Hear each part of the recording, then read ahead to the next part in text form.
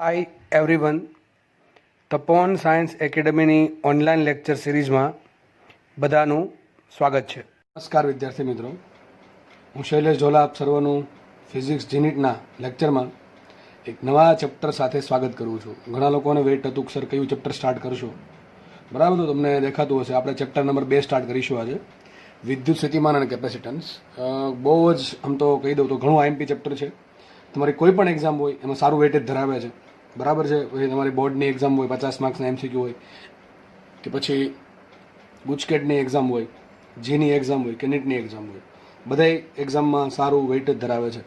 જોકે આમ તો ઓવરઓલ સિલેબસ જોઈએ તો તમારું ચેપ્ટર નંબર 1 ને ચેપ્ટર નંબર 2 બંને કમ્બાઇન ચેપ્ટર જ છે. ઇલેક્ટ્રોસ્ટેટિક કહેવાય, બરાબર છે, સ્થિત વિદ્યુત શાસ્ત્ર, કે જેમાં આપણે વિદ્યુત ભારને પકડીને રાખેલો છે. આપણે વિદ્યુત ભારને ગતિ નથી કરાવી. ધ્યાનથી સમજો ભાઈ, તમારા જે ચેપ્ટર છે એ ખાલી ભણવા ખાતર નથી ભણવાના, થોડુંક વિચારવાનું છે. સ્થિત વિદ્યુત શાસ્ત્ર ઇલેક્ટ્રોસ્ટેટિક શું કામ કીધું? એટલા માટે કીધું છે કે વિદ્યુત ભારને આપણે જસ્ટ પકડેલો છે. આપણે વિદ્યુત ભાર ટૂંકમાં સ્થિર હોય ત્યારે એના કારણે કઈ કઈ અસર ઉત્પન્ન થાય ખાસ જોશું. વિદ્યુત ક્ષેત્ર છે, વિદ્યુત સ્થિતિ ઉર્જા હોઈ શકે એની પાસે, વિદ્યુત સ્થિતિમાન એટલે કે આપણે સિમ્પલ ભાષામાં જેને વોલ્ટેજ કહીએ હોઈ શકે. તો આ વસ્તુ છે. ચેપ્ટર નંબર 3 થી આપણે વિદ્યુત ભારને દોડતો કરીશું, બરાબર છે. ચેપ્ટર નંબર 3 માં આપણે ભણશું પ્રવાહ વિદ્યુત, કે જેમાં પ્રવાહ ઉત્પન્ન થશે. હકીકત ઇલેક્ટ્રોનના ફ્લોના કારણે થાય, બરાબર છે. પહેલા એવું માનતા કે ધન વિદ્યુત ભારના કારણે થાય, એટલે ટૂંકમાં આપણે વિદ્યુત ભારને ટૂંકમાં ગતિ આપશું ચેપ્ટર નંબર 3 માં. પછી ચેપ્ટર નંબર 1, 2 એમાં આપણે વિદ્યુત ક્ષેત્ર ભણશું. હવે વિદ્યુત ક્ષેત્ર છે એ ઉત્પન્ન થાય જ, વિદ્યુત ભાર સ્થિર હોય, ગતિ કરતો હોય, બરાબર. વિદ્યુત ક્ષેત્ર 100% ઉત્પન્ન થવાનું.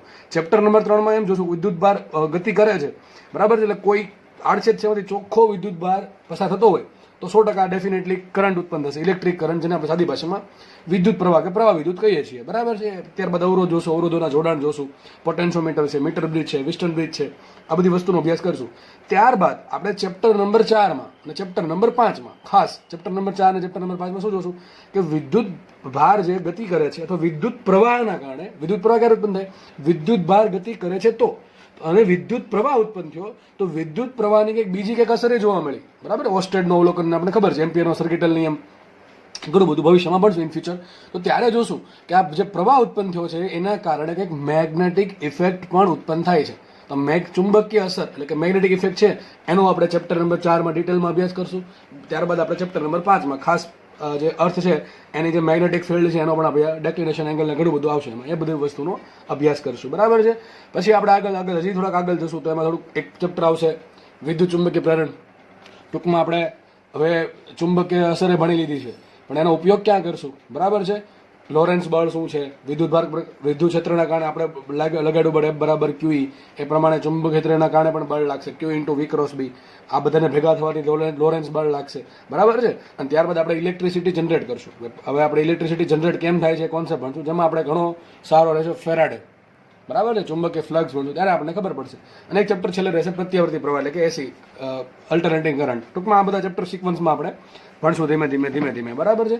ઓકે, ચલો. હવે આ ઘણો તો આમ ધોરણ 12 માં જે ફિઝિક્સ છે એમ તો 2 ભાગ પડે, એના મોસ્ટલી 2 ભાગ પાડી શકે. એક તો જે ઇલેક્ટ્રિસિટી વાળું જે લાગુ પડે, મેં તમને જે બધી વાત કરી છે, બરાબર. અને એક બાજુ લાગુ પડે ક્વોન્ટમ મિકેનિક્સ અથવા મોડર્ન ફિઝિક્સ, કે જેમાં આપણે ન્યુક્લિયસ છે, પરમાણુ છે, સેમિકન્ડક્ટર છે, બધું હમણાં રિસેન્ટ વસ્તુ કહેવાય, બરાબર છે. એનો આપણે અભ્યાસ કરવાનો છે. ઇલેક્ટ્રોમેગ્નેટિક વેવ્સ છે. અને એક રહેશે ભાગ આપણો ઓપ્ટિક્સ. ઓપ્ટિક્સમાં 2 ચેપ્ટર આવશે, તરંગ પ્રકાશશાસ્ત્ર અને કિરણ પ્રકાશશાસ્ત્ર, બરાબર છે. તો આ પ્રમાણે આપણે 1 બાય 1 ચેપ્ટર પૂરા કરશું. આ તમારું ચેપ્ટર નંબર 4 છે, બરાબર છે. આપણા સિલેબસમાં ચેપ્ટર 4 ચેપ્ટર સ્ટાર્ટ કરી આજે. આમ ચેપ્ટર 2 છે. આપણે જે પહેલા કયું પૂરું કર્યું, વિદ્યુત ભાર વાળું પૂરું કર્યું, બરાબર છે. વિદ્યુત ભાર વિદ્યુત ક્ષેત્ર પહેલું ચેપ્ટર. પછી સેમિકન્ડક્ટર. પછી આપણે લીધું કયું, દ્રવ્ય અને વિકિરણનો દ્વૈત સ્વભાવ એટલે કે dual nature of matter and radiation, એ આપણે પૂરું કર્યું, બરાબર છે. અને હવે આજે 4થું ચેપ્ટર સ્ટાર્ટ કરીએ, આપણું ચેપ્ટર નંબર 2 વિદ્યુત સ્થિતિમાન અને કેપેસિટન્સ. તો આ રીતે તમને ઓવરઓલ ખ્યાલ આવી ગયો હશે ફિઝિક્સ છે, બરાબર છે. આ પ્રમાણે વહેંચાયેલું છે ધોરણ 12. જોકે આમ ગણીએ તો થોડુંક 11માનું ફિઝિક્સ થોડુંક લેન્ધી છે, બરાબર. થોડુંક આમ છોકરાઓને ટફ લાગે છે, કારણ કે એમાં કોન્સેપ્ટ વધારે આવે છે. અને ધોરણ 12નું જે ફિઝિક્સ છે એમાં મોટા ભાગના ચેપ્ટર જે છે એ મોસ્ટલી ફોર્મ્યુલા બેઝ હોય, બરાબર. સૂત્ર આવડે તો દાખલા આવડે. હા, એવું નથી કે સાવ ફોર્મ્યુલા બેઝ છે તો બહુ ઇઝી થઈ જાય તમારા માટે. પણ જેટલી વસ્તુમાં આઈ થિંક જેટલું કોન્સેપ્ચ્યુઅલ વસ્તુ હોય એટલું ઇઝી પડે એને યાદ રાખવું, સમજવું. બરાબર છે. સૂત્ર મોટા મોટા ગોખવા કરતાં વસ્તુ બેટર એ છે કે સમજીને આપણે યાદ રાખીને દાખલો ગણીએ. બરાબર છે. એટલે લખ્યું છે conceptual physics by SG Dhola. Okay, તો ચલો સ્ટાર્ટ કરીએ આપણે. Late start it. ઓકે, ચલો હવે થોડુંક આપણે બેકગ્રાઉન્ડમાં જશું. ચેપ્ટર નંબર 6 ધોરણ 11 ચેપ્ટર નંબર 6 કયું હતું? બધાને આવડી જ ગયું હશે. કાર્ય ઉર્જા પાવર. એમાં આપણે ભણ્યા હતા કાર્ય શું છે. તમને યાદ હતું તો શરૂઆતના જ લેક્ચરમાં તમને કાર્ય શોધવાના 4 સૂત્ર આપ્યા હતા, 4 કે 3 સૂત્ર આપ્યા હતા. અને તમને એમાં કીધું હતું કે આ સૂત્ર એમપી છે. એમાં એક સૂત્ર હતું W બરાબર સદિશ F ડોટ ડી. બરાબર છે. સદિશ F ડોટ ડી એટલે કે બળ ગુણ્યા સ્થાનાંતર. બરાબર, પણ ડોટ ગુણાકાર આવે છે બંને. અને આપણને એ પણ ખબર છે કાર્ય અદિશ રાશિ છે, અદિશ રાશિ છે નહીં.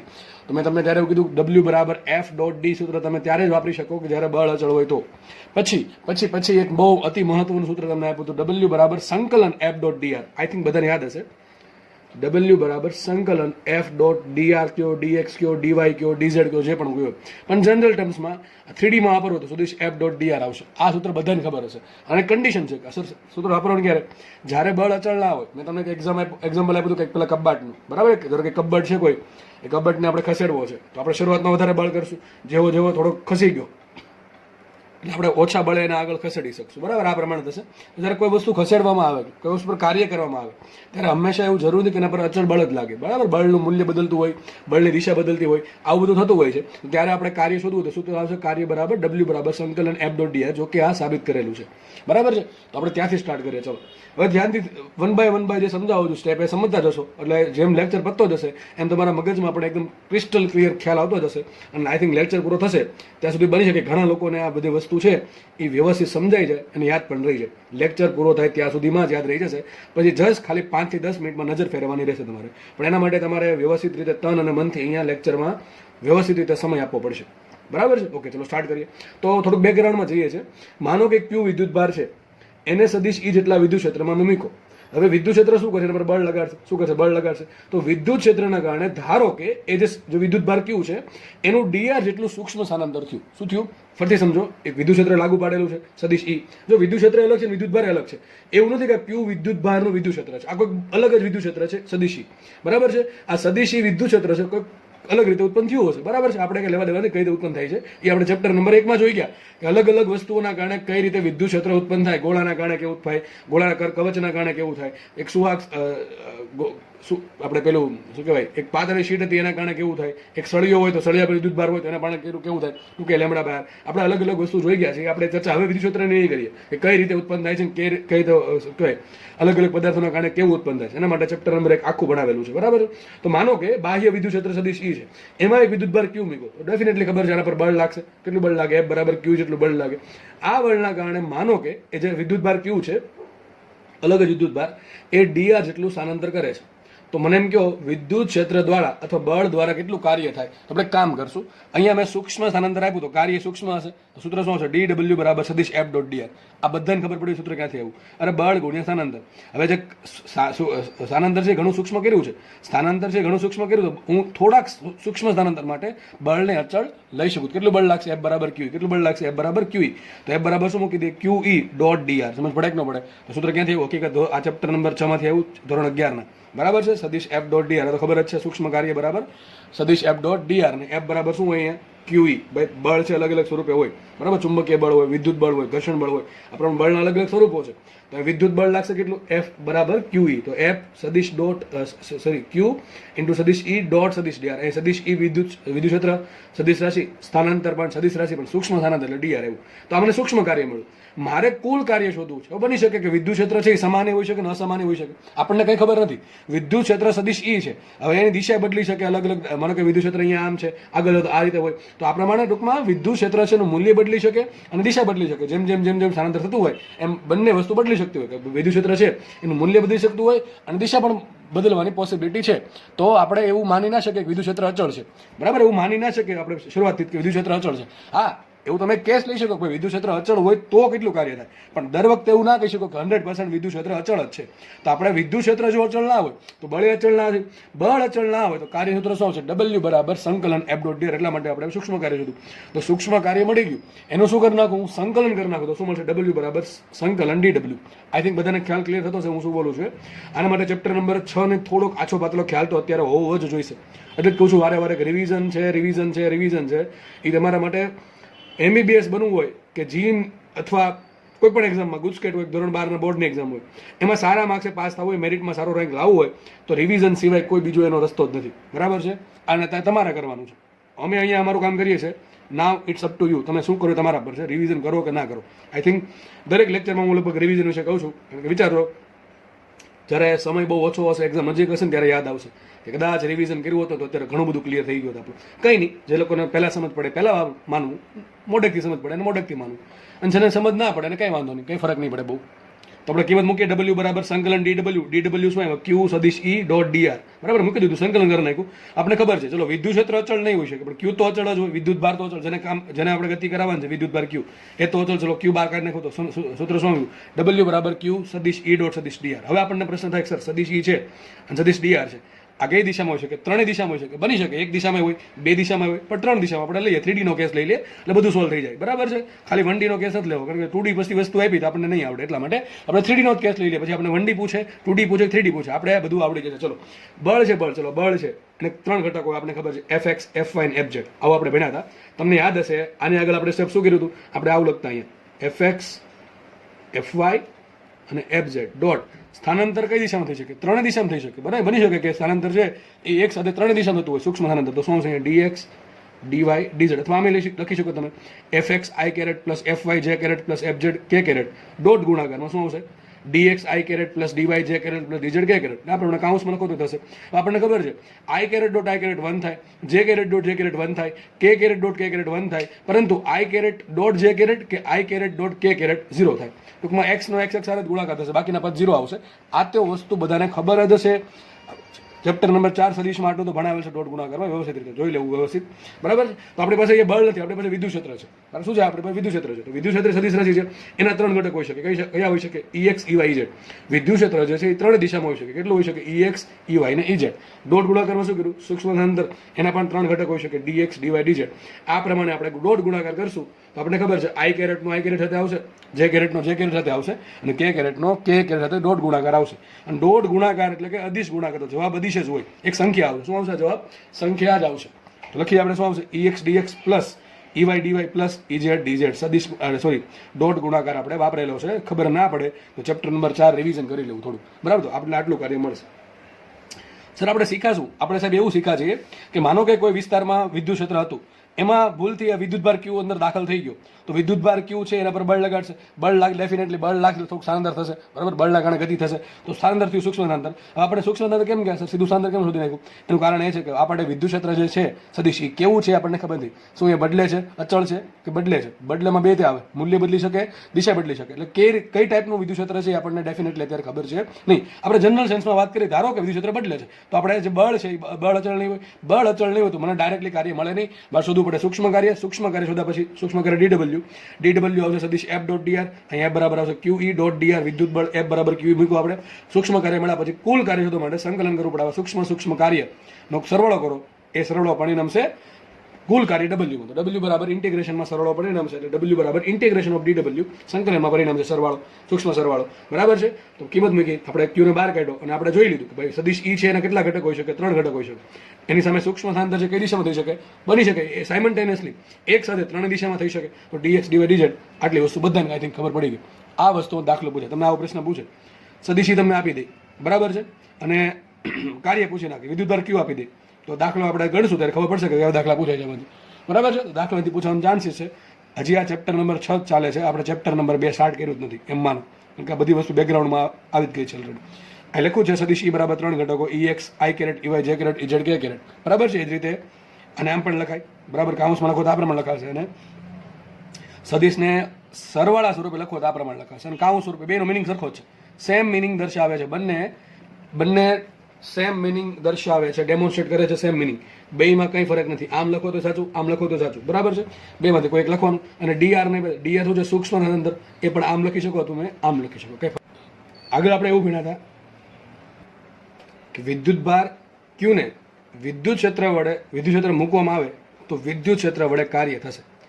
પણ આપણે અહીંયા ફિક્સ નહોતું કે ભાઈ ક્યાંથી ક્યાં સુધી લઈ જવો છે. તો કાર્ય હોય તેમાં સ્થાનાંતર આવે, સ્થાનાંતરમાં ફિક્સ વસ્તુ આવે ક્યાંથી કેટલું સ્થાનાંતર થાય છે.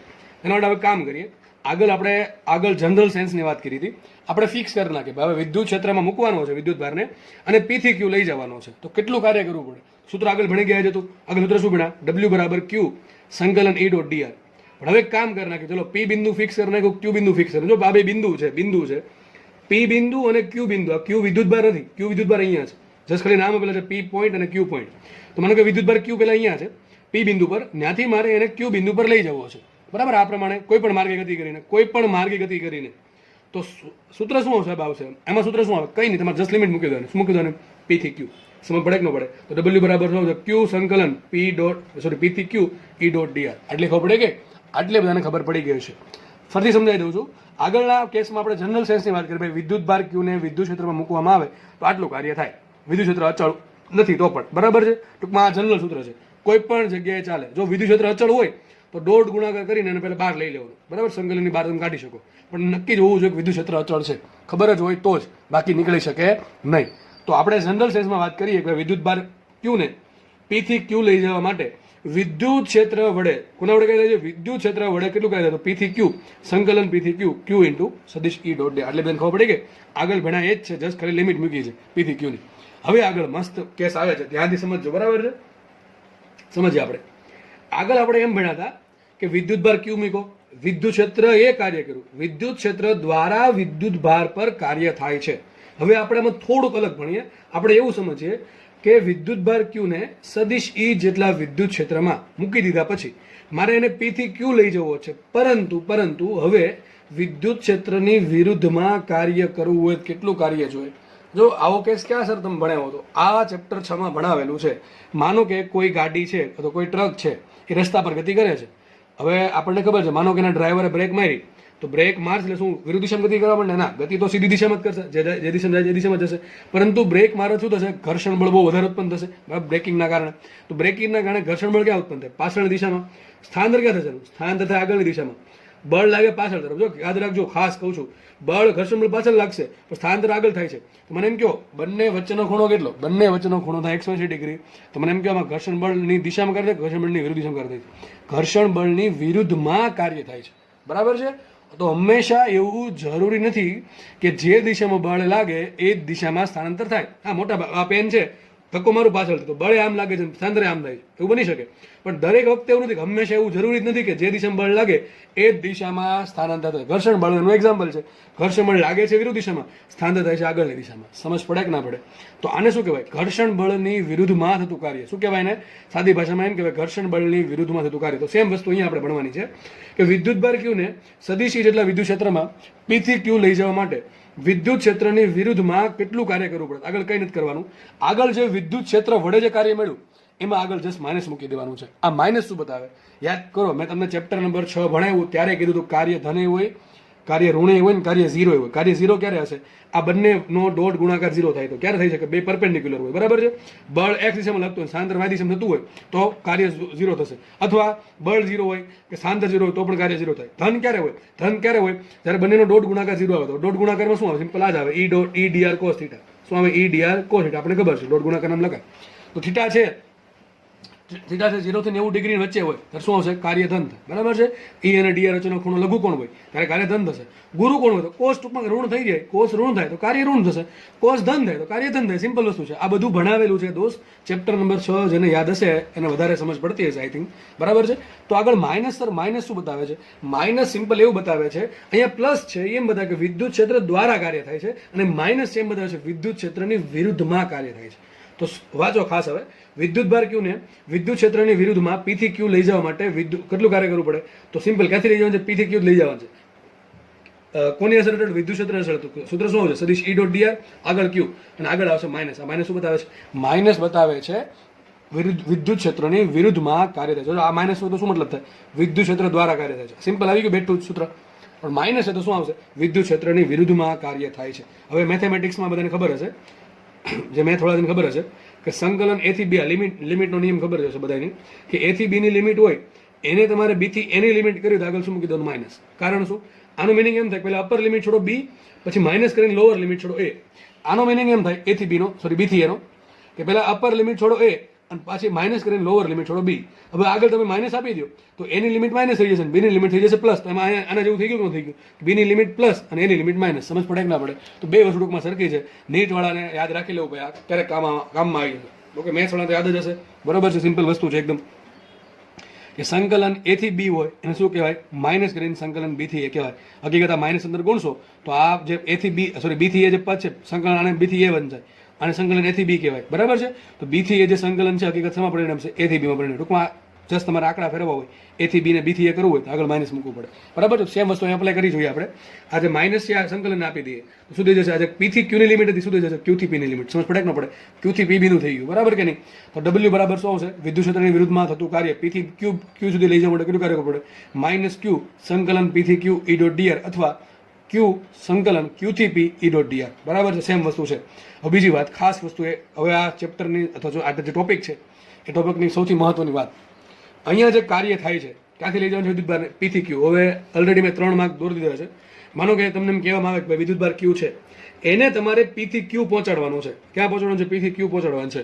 હવે પી થી ક્યુ પહોંચવાના રસ્તા કેટલા હોય? અસંખ્ય રસ્તા હોય, અસંખ્ય રસ્તા હોય ભાઈ. એવું નહીં કે એક રસ્તો જ છે કે એના પર જ આપણે પહોંચાડે, એવું નથી. મારી પાસે વિદ્યુતભાર ક્યુ છે, એને પી થી ક્યુ પહોંચાડવું, કેટલા રસ્તા? અસંખ્ય. મેં 3 દોર્યા. ધારો કે કોઈ વ્યક્તિ છે ને આ પ્રમાણે ગતિ કરાવે, જસ્ટ ખાલી એક્ઝામ્પલ છે સમજવા માટે, ધારો કે આ પ્રમાણે ગતિ કરીને અહીંયા લાવો. બીજો વ્યક્તિ છે, એને મનથી ધીમે ધીમે જશું આપણે, બરાબર, અલગ અલગ રસ્તાની થોડીક શેર કરતા જશું, પછી અહીંયા ક્યુ પર પહોંચાડે. ત્રીજો વ્યક્તિ છે, ધારો કે એમ સીધો આપણે પહોંચાડી દઈએ આ રીતે. તો પ્રશ્ન પૂછવામાં આવે કે ત્રણેય જે માર્ગ છે એમાં વિદ્યુત ભાર તમે ક્યાંથી ક્યાં લેવા? પી થી ક્યુ જ લેવા. જો આમાં પી થી ક્યુ લેવા, આમાં પણ પી થી ક્યુ લેવા, અને આમાં પણ પી થી ક્યુ લેવા. આ જે રસ્તા છે અલગ અલગ છે, માર્ગ છે અલગ અલગ છે. તો પ્રશ્ન આપણને એમ પૂછાય કે આજે કયા માર્ગમાં કાર્ય વધારે હોય? તો એનો આન્સર ખોટો આવે. મતલબ આન્સર એવો આવે કે સર એક પણ માર્ગમાં કાર્ય અલગ અલગ ન આવે, ત્રણેય માર્ગ માટે કાર્ય સરખું આવે. કેમ સાહેબ એવું કેમ? કારણ કે જે કાર્ય છે, જે લિમિટ છે, એમાં શું આવશે? તમે વિચારો અને સંકલન કરો, છોડવાનું શું આવશે? પી ની લિમિટ માઇનસ ક્યુ ની લિમિટ. બીજું કઈ આવશે નહીં. તમે કયા માર્ગે જાઓ છો એ તો કયામાં આવતું જ નથી. સૂત્રમાં કયા માર્ગે જાઓ છો એ આવતું જ નથી. ખાલી આવે શું? પેલા પેલા પી ની લિમિટ છોડો, પછી ક્યુ ની લિમિટ છોડો, વાત પતી ગઈ. ખાલી પી ને ક્યુ ની લિમિટ આવશે છેલ્લે, સંકલન કર્યા પછી ક્યુ પી ને ક્યુ ની લિમિટ છોડવાની આવશે, બીજું કંઈ આવશે નહીં. એટલે સાબિત એવું થાય છે અહીંથી કે ભાઈ જે કાર્ય થાય છે, બરાબર છે, વિદ્યુત ક્ષેત્રની વિરુદ્ધમાં આવે કે વિદ્યુત ક્ષેત્ર વિરુદ્ધ દિશામાં આવે કે વિદ્યુત ક્ષેત્રની દિશામાં આવે, ટૂંકમાં વિદ્યુત ક્ષેત્ર વડે કે વિદ્યુત ક્ષેત્રની વિરુદ્ધમાં જે પણ કાર્ય થાય છે એ કોના પર ડિપેન્ડ કરે? માત્ર ને માત્ર પ્રારંભિક સ્થાન શું પી છે, અંતિમ સ્થાન ક્યુ પર ડિપેન્ડ કરે. બાકીના માર્ગ પર ડિપેન્ડ કરતું નથી. આ વસ્તુ યાદ રાખજો, પૂછાય એવી છે. સ્ટેટમેન્ટ વાઇઝ વિધાનવાળા પ્રશ્નમાં પૂછાઈ શકે કે જે વિદ્યુત ક્ષેત્ર વડે કે વિદ્યુત ક્ષેત્રની વિરુદ્ધમાં જે કાર્ય થાય છે વિદ્યુત ભાર ક્યુ પર, એ કોના પર ડિપેન્ડ કરે? માત્ર ને માત્ર પ્રારંભિક બિંદુ કયું? પી, અંતિમ બિંદુ ક્યુ. આના પર ડિપેન્ડ કરે. કયા માર્ગે જાઓ છો એના પર ડિપેન્ડ કરે. નહીં તો ત્રણેય માર્ગમાં થતું કાર્ય કેવું છે? સરખું છે. લખ્યું છે અહીંયા માત્ર બિંદુઓ પી અને ક્યુ પર આધારિત છે, માર્ગ પર આધારિત. આ વસ્તુ બહુ મસ્ટ આઈએમપી છે, ઘણું આઈએમપી વસ્તુ છે આ વસ્તુ, બરાબર છે. કોઈ પણ માર્ગે જાઓ ડિપેન્ડ કોના પર કરશે? ખાલી પી એન્ડ ક્યુ પર, ઓનલી પી એન્ડ ક્યુ.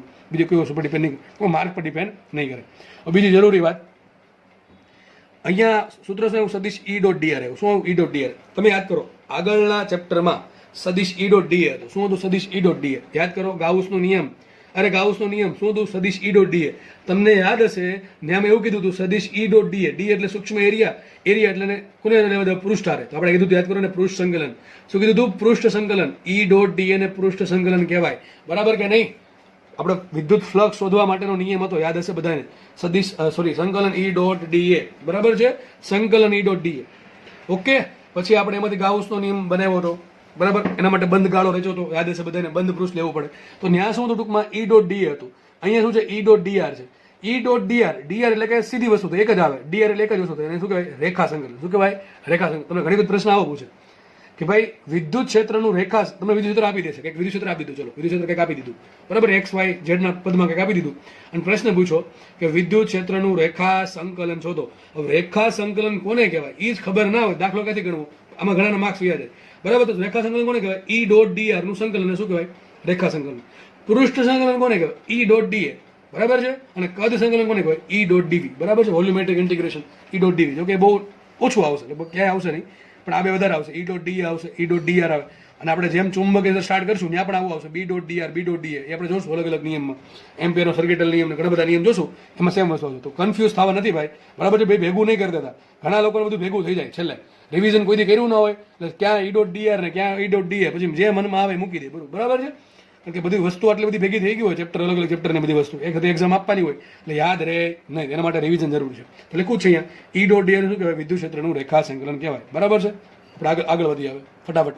તો મોસ્ટલી જે બેઝિક હતું એ બેઝિક તમને સમજાવી દીધું છે. હવે આપણે થોડીક સ્પીડ પકડશું કારણ કે એની જ વાત આવે છે, બરાબર, અલગ અલગ મુદ્દામાં. હવે જુઓ આગળ આપણે શું કર્યું હતું, આગળ આપણે ક્યુ વિદ્યુત ભારને P થી Q લઈ ગયા હતા તો વિદ્યુત ક્ષેત્ર વડે કાર્ય જોયું અથવા વિદ્યુત ક્ષેત્રની વિરુદ્ધમાં કાર્ય જોયું. થોડુંક અલગ કરીએ, વિદ્યુત ભાર Q ના બદલે હું રિપ્લેસ કરી નાખું +1 કુલમ, એને શું કહેવાય, એકમ ધન વિદ્યુત ભાર. શું કહેવાય, એકમ ધન વિદ્યુત ભાર. તો કેસ ત્રીજો કેસ આવો લઈ લઈએ, એકમ ધન વિદ્યુત ભાર. હવે એકમ ધન વિદ્યુત ભારને આવું પણ ઘણી જગ્યાએ લખ્યું છે મેં +1 કુલમ, બે સરખું જ છે, તમે સમજી જવાનું, બરાબર છે. એકમ ધન વિદ્યુત ભારને P થી Q લઈ જવા માટે વિદ્યુત ક્ષેત્ર વડે થતું કાર્ય. તો આગળ સૂત્ર શું હતું, સૂત્ર યાદ છે આવું કંઈક હતું, સંકલન Q સંકલન P થી Q સદિશ E.dr. જો વિદ્યુત ક્ષેત્ર વડે કાર્ય થતું હોય, આગળ માઇનસ વિદ્યુત ક્ષેત્રની વિરુદ્ધમાં કાર્ય થતું હોય તો હવે કાંઈ નથી કરવાનું, Q બરાબર તમારે શું મૂકવાનું છે, જસ્ટ +1 મૂકવાનું છે. શું મૂકવાનું છે, +1 કુલમ, બરાબર કે નહીં. તો Q બરાબર +1 કુલમ મૂકો, શું આવશે, એકમ ધન વિદ્યુત ભારને +1 ને Q થી P થી Q લઈ જવા માટે વિદ્યુત ક્ષેત્ર વડે થતું કાર્ય શું આવશે, Q તરીકે શું આવશે, +1. સિમ્પલ સમજાવી વાત છે, +1 મૂકી દો અહીંયા, P થી Q સદિશ E.dr. બરાબર. તો +1 આગળ ગુણો હોય કે ના ગુણો હોય, આ તો આમ જ લખાય, બરાબર કે નહીં. આગળ એક ગુણો કે ના ગુણો લખાશે, શું આ રીતે જ લખાય. તો સંકલન P થી Q E.dr. પ્રશ્ન થવાનું છે વિદ્યુત ભાર જ નથી, તમે કીધું વિદ્યુત ભાર Q હોય, વિદ્યુત ભાર Q ક્યાં છે, કંઈ ના શું હોય, 1 હોય, બરાબર કે નહીં. એટલે ખબર પડે કે ન પડે, ચલો આટલી ખબર પડે કે આગળ ભણીએ. હવે બીજો કેસ હતો એમાં શું કીધું હતું કે વિદ્યુત ભાર Q છે એને P થી Q લઈ જવો છે, પણ પરંતુ વિદ્યુત ક્ષેત્રની વિરુદ્ધ દિશામાં, તમને યાદ હશે સૂત્રમાં આગળ માઇનસ મૂક્યું હતું, માઇનસ શું બતાવે છે, વિદ્યુત ક્ષેત્રની વિરુદ્ધમાં અથવા બળની વિરુદ્ધમાં કાર્ય થાય છે, એમ જસ્ટ ખાલી માઇનસ બતાવે છે. તો અહીંયા શું મૂકશું આપણે, આગળ વિદ્યુત ભાર Q ને લઈ ગયા હતા વિરુદ્ધમાં વિદ્યુત ક્ષેત્રની, હવે શું કરશું, +1 કુલમને મૂકશું. તો એકમ ધન વિદ્યુત ભારને એટલે કે +1 કુલમને P થી Q લઈ જવા માટે વિદ્યુત ક્ષેત્ર E ની વિરુદ્ધમાં કરવું પડતું કાર્ય શું છે, W બરાબર જસ્ટ ખાલી Q ની જગ્યાએ માઇનસ એમ રાખશું, શું મૂકશું, Q ની જગ્યાએ +1 મૂક્યો, 1 × સંકલન P થી Q સદિશ E.dr. તો સિમ્પલ આગળ એક ગુણક ના ગુણો શું લખાશે, -1 P થી Q સદિશ E.dr. શું લખશું, માઇનસ સંકલન P થી Q E.dr.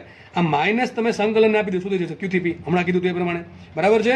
બધાને ખબર પડવી જોઈએ, માઇનસ આપશો શું લખાશે, Q થી P, આગળ કીધું તે પ્રમાણે A થી B હોય એને શું લખાય, -B થી A, એ પ્રમાણે આ માઇનસ અંદર શું લખ્યું, Q થી P, બરાબર. આટલી ખબર પડે કે પાંચમો કેસ લઈ લઈએ. પાંચમો કેસ ખાસ સમજો, સિમ્પલ જ છે. હવે ઘણા અંદર P થી Q જ રાખે છે, આપણે A થી B કરી નાખે. ચલો વિદ્યુત, હવે તમને લખતા આવડી જવું છું, રકમમાં તમને આમ પ્રશ્ન પૂછશે, એવું નહીં કે P થી Q જ આપશે.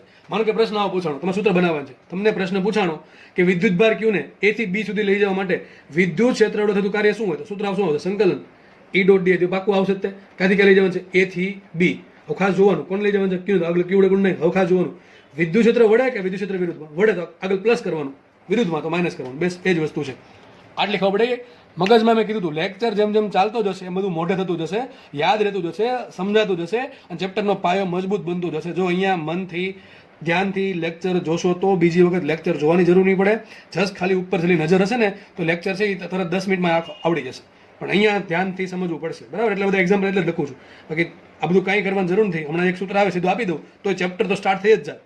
આ બધું એક્સ્ટ્રા છે, યાદ રાખજો, બધું એક્સ્ટ્રા છે, આ બધું કંઈ કરાવવાની જરૂર છે નહીં, છતાં પણ તમને થોડુંક પાયો મજબૂત બને એટલા માટે કરાવું છું. તો શું લખું અહીંયા, વિદ્યુત ભાર Q ને A થી B લઈ જવું હોય તો આપણને આ પ્રમાણે કાર્ય ટૂંકમાં P થી Q જગ્યાએ A થી B થઈ જશે, વિરુદ્ધમાં કાર્ય કરવું પડ્યું, વિદ્યુત ક્ષેત્રની વિરુદ્ધમાં, શબ્દ ખાસ વાંચવાનું. તો શું આવશે, માઇનસ આગળ આવશે. આટલી ખબર પડે કે આપણે આગળ વધી. હવે થોડુંક અલગ વિચારે, ઓકે, આવું વિચારે. જો હમણાં આપણે એવું જોયું કે વિદ્યુત ભાર છે એને મેં ધારો કે P થી Q લઈ જાઉં છું, ક્યાં લઈ જાઉં છું, P થી Q, કાર્ય કેટલું પડે, ધારો કે Q વિદ્યુત ભાર છે, સૂત્ર શું આવશે, Q સંકલન P થી Q E.dr. હવે આપણને પ્રશ્ન થાય સર આ P બિંદુ ક્યાં હોય છે કે Q બિંદુ ક્યાં હોય છે, કોઈ પણ હોઈ શકે, P બિંદુ Q બિંદુ કોઈ પણ હોઈ શકે, વિદ્યુત ક્ષેત્રનું અંદરનું કોઈ પણ બિંદુ હોઈ શકે, એને કઈ લિમિટ જ નથી, તમારે જ્યાં લઈ જાઓ ને લઈ જાઓ. તો એક કામ કરીએ સર, આવું થઈ શકે કે એકમ ધન વિદ્યુત ભારને અનંત અંતરેથી વિદ્યુત ક્ષેત્રના આપેલા બિંદુ P સુધી લાવવા માટે વિદ્યુત ક્ષેત્ર વડે કેટલું કાર્ય કરવું પડે શોધવું છે.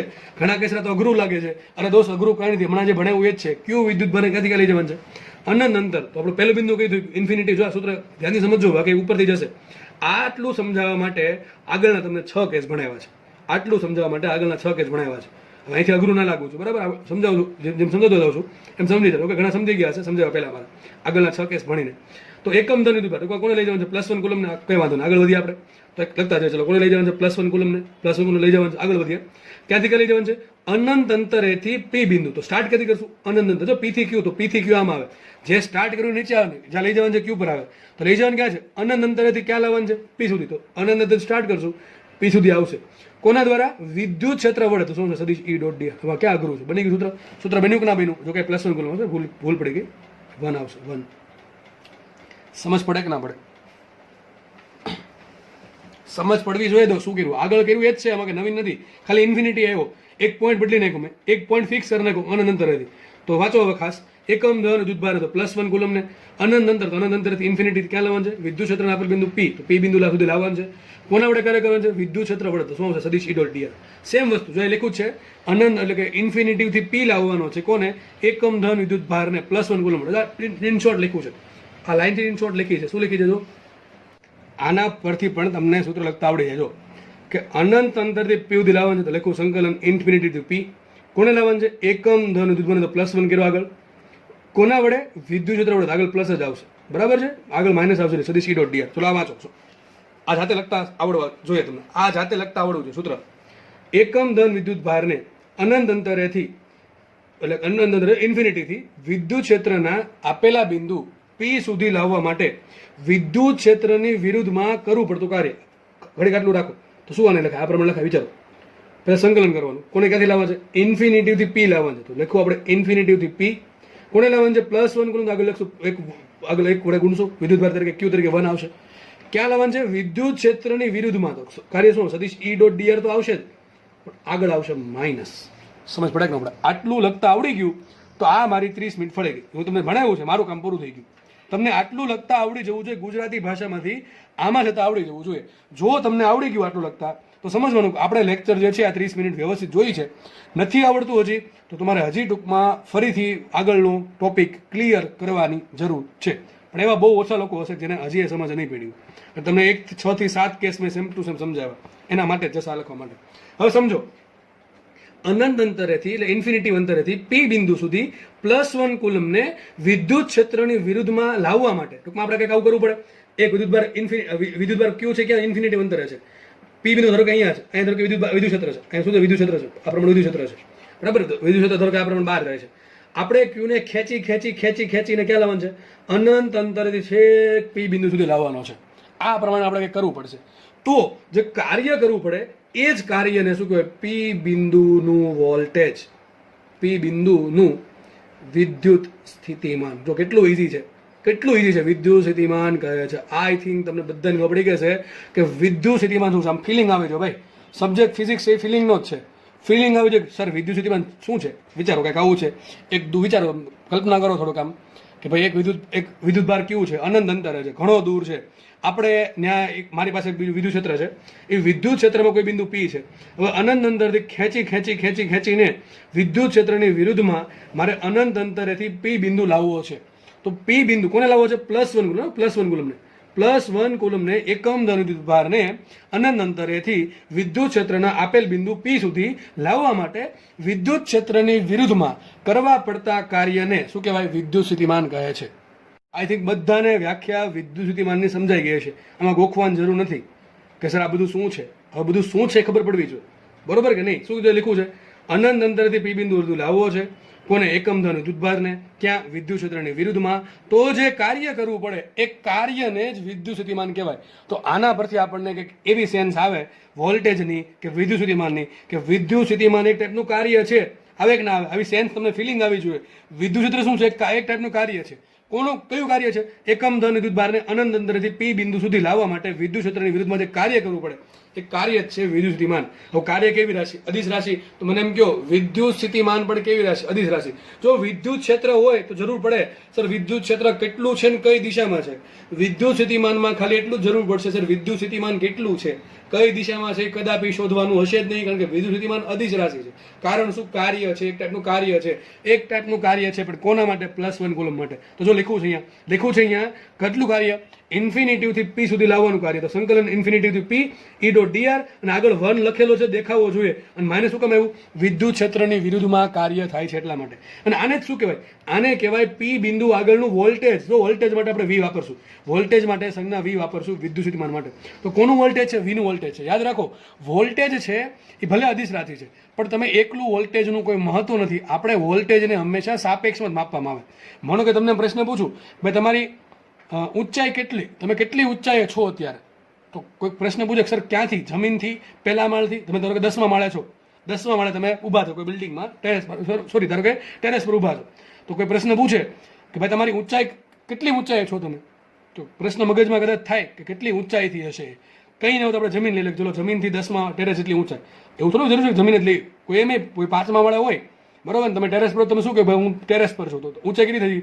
5મા માળથી લઈને ટેરેસ સુધી. ટૂંકમાં ઊંચાઈમાં કેમ જેમ આપણે સંદર્ભ લઈએ, સંદર્ભ કોને લઈએ? આપણે જમીને લઈએ, કંઈ ના હોય તો. ટૂંકમાં એમાં શું જરૂર પડે?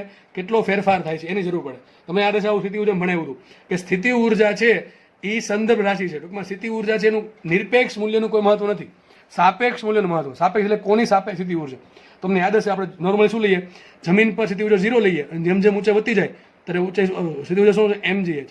આનાથી ઉલટું કર્યું હતું, આનાથી ઉલટું કર્યું હતું ગુરુત્વીય સ્થિતિ ઉર્જામાં કે ઇન્ફિનિટી અંતરે સ્થિતિ ઉર્જા 0 હતી અને પૃથ્વીની સપાટી પર કેટલી હતી? કદાચ તમને યાદ હશે -gme m/re.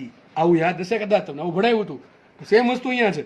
વોલ્ટેજ છે એના નિરપેક્ષ મૂલ્યનું મહત્વ નથી, કારણ કે એ કામનું નથી. મારે કામ કોનું છે?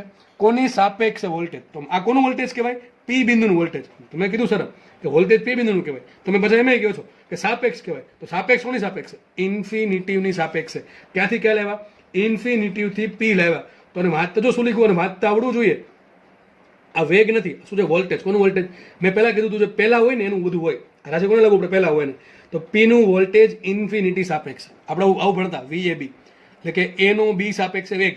તો એવું જ છે, પી નું ઇન્ફિનિટી સાપેક્ષે વોલ્ટેજ. તો શું લખાય? VP. અને આપણે શું લખાય? યાદ કરો, VA - VB એટલે કે A નો વેગ - B નો વેગ. સદિશ રાશિ છે બધી, જો કે બરોબર છે. આપણે ઉપર સદિશ નહીં હોય કારણ કે સદિશ રાશિ છે. તો છૂટો પડે શું લખાશે? VP - V infinity. આમાં કોઈ વાંધો હશે નહીં. હવે આપણે ધાર લીધું છે.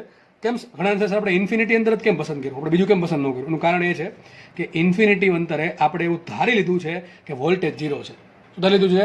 ઇન્ફિનિટી અંતરે વોલ્ટેજ 0 છે એવું ધારી લીધું છે. તો પી બિંદુનું ઇન્ફિનિટી સાપેક્ષે વોલ્ટેજ શું આવશે? VP - V infinity.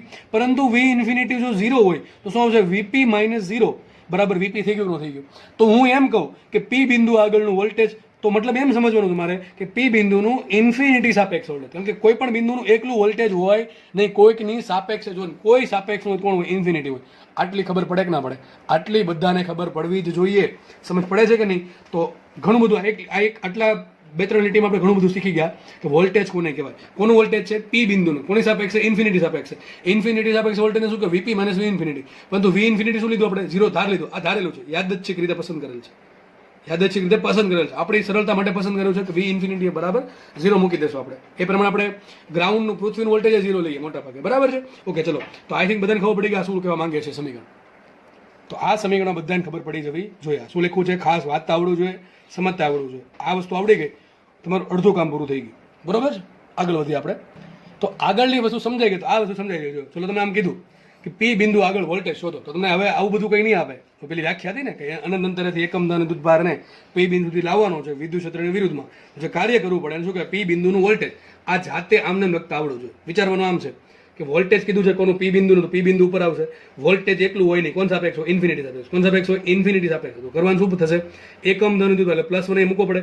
+1 ને ઇન્ફિનિટીથી પી લાવવાનો છે વિદ્યુત ક્ષેત્રની વિરુદ્ધમાં એટલે માઇનસ મૂકવું E.dr જે કાર્ય કરવું પડે એને વોલ્ટેજ કહેવાય. તો સૂત્ર લખતા ટૂંકમાં આવડવું જોઈએ. શું આવશે? -Infinity to P E.dr. એને શું કહેવાય? પી બિંદુનું વોલ્ટેજ કોણ સાપેક્ષ છે? ઇન્ફિનિટી સાપેક્ષ. તો આમ લખો કે આમ લખો. હું એમ કહું ભાઈ કોઈ વ્યક્તિની ગાડીની સ્પીડ છે, બાઇકની સ્પીડ છે 30 કિલોમીટર/h છે. હવે આ વસ્તુ અડધી જ કહેવાય. કારણ કે સ્પીડ હોય, ઝડપ હોય, કોઈની સાપેક્ષ હોય. કોઈ ન હોય તો કોણ હોય? જમીન હોય, સ્થિર વ્યક્તિ હોય, સ્થિર વસ્તુનું સાપેક્ષ હોય. બરાબર છે? સમજ પડ્યા કે નહીં? આ બધું આપણે ગતિમાં ભણેલા છે, સાપેક્ષ ગતિ. એ પ્રમાણે અહીંયા વોલ્ટેજ છે એ કોઈની સાપેક્ષ છે. કોઈનું કોણ હશે? ઇન્ફિનિટી હશે. તો પી બિંદુનું વોલ્ટેજ એટલે કોણ સાપેક્ષ? ઇન્ફિનિટી સાપેક્ષ. તો આ પ્રમાણે લખાય. VP લખો, VP ઇન્ફિનિટી લખો કે VP - V ઇન્ફિનિટી લખો. આ V ઇન્ફિનિટી કેટલા? 0 જ હોય. એટલા માટે VP - V ઇન્ફિનિટી બરાબર શું થઈ જશે? VP થઈ જશે. સેમ રીતે માનો કે Q બિંદુ આગળ તમને વોલ્ટેજ માંગ્યો તો શું આવશે? ખાલી P ની જગ્યાએ Q આવશે કે ભાઈ ઇન્ફિનિટીથી Q લાવો, વિદ્યુત ક્ષેત્રની વિરુદ્ધમાં એટલે માઇનસ આવશે ઈ ડોટ ડીઆર, બરાબર. બેઠી વસ્તુ વીક્યુ લખો, વીક્યુ ઇન્ફિનિટી લખો કે વીક્યુ માઇનસ વી ઇન્ફિનિટી લખો, આ કેટલા આવશે? 0 આવશે. આપણે ધારેલા છે. હવે ખાસ વસ્તુ આપણે અહીંયા એવું ભણ્યા, ખાસ સમજો કે ઇન્ફિનિટીથી પી લાવવો છે કોને? +1 કુલમ વિદ્યુત ભારને વિદ્યુત ક્ષેત્રની વિરુદ્ધ દિશામાં. સૂત્ર આપણે શું લખતા? આવું કંઈક લખતા કે સંકલન ક્યાંથી ક્યાં લાવવાનું છે? ઇન્ફિનિટીથી પી લાવવાનો છે, બરાબર છે. સદિશ ઈ ડોટ ડીઆર કોને લાવવાનું છે? +1 કુલમને આગળ 1 લખવાની જરૂર નથી, પણ વિદ્યુત ક્ષેત્રની વિરુદ્ધમાં છે, આગળ શું લખશું? માઇનસ. આને શું કહેવાય? આને કહેવાય પી નું વોલ્ટેજ ઇન્ફિનિટી સાપેક્ષ. સમજ પડે કે ના પડે? આટલી સમજ પડે કે ના પડે? આટલી સમજ બધાને પડવી જોઈએ. આ કેમ લખવું છે હવે તમને જો હજી ન આવડતું હોય તો ભાઈ તમે વ્યવસ્થિત લેક્ચર જોતા નથી એવું સાબિત થઈ જાય છે, પાક્કું છે, બરાબર છે. હવે સમજો, માનો કે મારે સાહેબ ઇન્ફિનિટી રાખવું, મારી પાસે એક પી બિંદુ છે, બરાબર, સોરી ક્યુ બિંદુ છે. ક્યુ બિંદુથી વિદ્યુત ભારને પી બિંદુ સુધી લઈ જવો છે.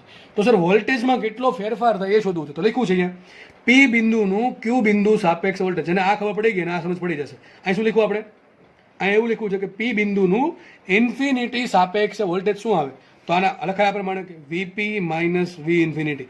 તો વીપી ઇન્ફિનિટી કયો કે વીપી માઇનસ વી ઇન્ફિનિટી કયો? શું આવશે? માઇનસ ઇન્ફિનિટીથી પી સદિશ ઈ ડોટ ડીઆર. તો આ લખતા આવડે કે ન? આમાં શું નવી નવાઈ છે? ખાલી ક્યુની જગ્યા, સોરી ઇન્ફિનિટીની જગ્યાએ શું લખવાનું છે? જસ્ટ ખાલી ક્યુ લખવાનું છે. અને વંચાઈ શું? ક્યુની સાપેક્ષે પી બિંદુનું વોલ્ટેજ અથવા પી બિંદુનું ક્યુની સાપેક્ષે વોલ્ટેજ શું આવશે? VP minus VQ. શું આવશે? VP minus VQ. તો શું હતું હમણાં? અહીંયા શું હતું? VP minus V infinity. તો સૂત્ર શું આવ્યું હતું? ઇન્ફિનિટીથી P minus E dot DR. તો અહીંયા શું આવશે?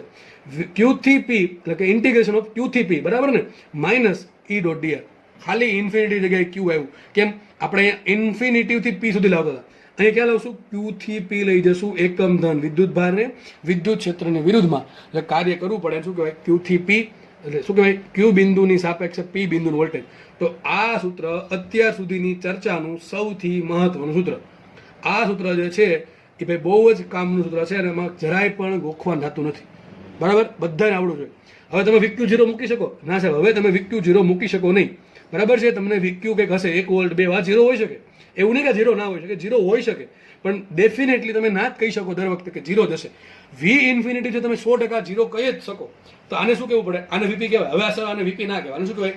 પી બિંદુનું ક્યુ સાપેક્ષ વોલ્ટેજ. પણ આને તમે પી બિંદુનું ઇન્ફિનિટી સાપેક્ષ વોલ્ટેજ કયો કે સિમ્પલ પી બિંદુનું વોલ્ટેજ કયો? બધું સરખું છે, પણ અહીંયા તમે એવું કહી શકો નહીં, કારણ કે હવે ક્યુ બિંદુનું વોલ્ટેજ શું છે એ આપણને ખબર નથી એટલા માટે, બરાબર. તો શું આવશે? વીપી માઇનસ વીક્યુ આવશે. સંકલન ક્યુ થી પી ઈ ડોટ ડીઆર. જો તમે લખવાની એક રીત યાદ અપાવું, લખવાનું કહી દે, જો આ રીતે સમજવાનું. જો માંગુ છું વીપી ક્યુ માંગુ લખાઈશું ને વીપી આમ આ તો બધા લખતા આવડતું જશે. આ લખતા ન આવડતું માટે ધોરણ 11 રિવિઝન કરી નાખો, બરાબર છે. વીપી ક્યુ શું કહેવાય? વીપી માઇનસ વીક્યુ એટલે કે પી બિંદુનું ક્યુ સાપેક્ષ વોલ્ટેજ. જો આમ સ્ટાર્ટ કરવાનું. જો પહેલું શું કરવાનું? વીપી ક્યુ છે ને પહેલા સંકલન કરી દઉં છું. સંકલન કરી દઉં આપણે સંકલન કરી દીધું, નીચે કરું છું. પહેલાં સંકલન કરવાનું આ રીતે સ્ટાર્ટ કરવાનું પાછળથી. પહેલાં કોણ છે? ક્યુ બિંદુ છે. વીપી માઇનસ વીક્યુ પહેલાં અહીંથી સ્ટાર્ટ કરવાનું. ક્યુ લખવાનું, આગળ માઇનસ લખવાનું, પછી પી લખવાનું. આવડશે કે નહીં? 3 વસ્તુ કરવાની. આ જોઈને 3 વસ્તુ કરો. જો આપણે કેમ આ શીખવાડું છું પણ પેલા સાબિત કરી દીધું છે. હવામાંથી નથી આવું, ક્યાંથી આવું? એના માટે એટલી 40 મિનિટ બગાડી તમારા માટે. સમજ પડે કે નહીં? એટલે આ હવામાંથી નથી આવવા, યાદ રાખવાની રીત છે દોસ્ત, બરાબર. આગળનું જેટલી બી સમજે બધું કામનું છે. પણ જસ્ટ આપણે ઉતાવળ હોય, આપણે ભાઈ સમય ઓછો હોય એટલા માટે સૂત્ર ફટાફટ બનાવતો સૂત્ર ફટાફટ યાદ આવે અને દાખલો ગણી શકે એના માટે શીખવાડું છું કે પી બિંદુનું ક્યુ સાપેક્ષે વોલ્ટેજ કીધું શું આવશે? VP minus VQ. તો પહેલાં ક્યુથી સ્ટાર્ટ કરવાનું, ક્યુ નીચે લખવાનું, પછી સંકલન કરવાનું, પછી માઇનસ કરવાનું, પી મૂકવાનું. શું છે? બાકી મૂકી દેવાનું ઈ ડોટ ડીઆર. આને શું કહેવાય?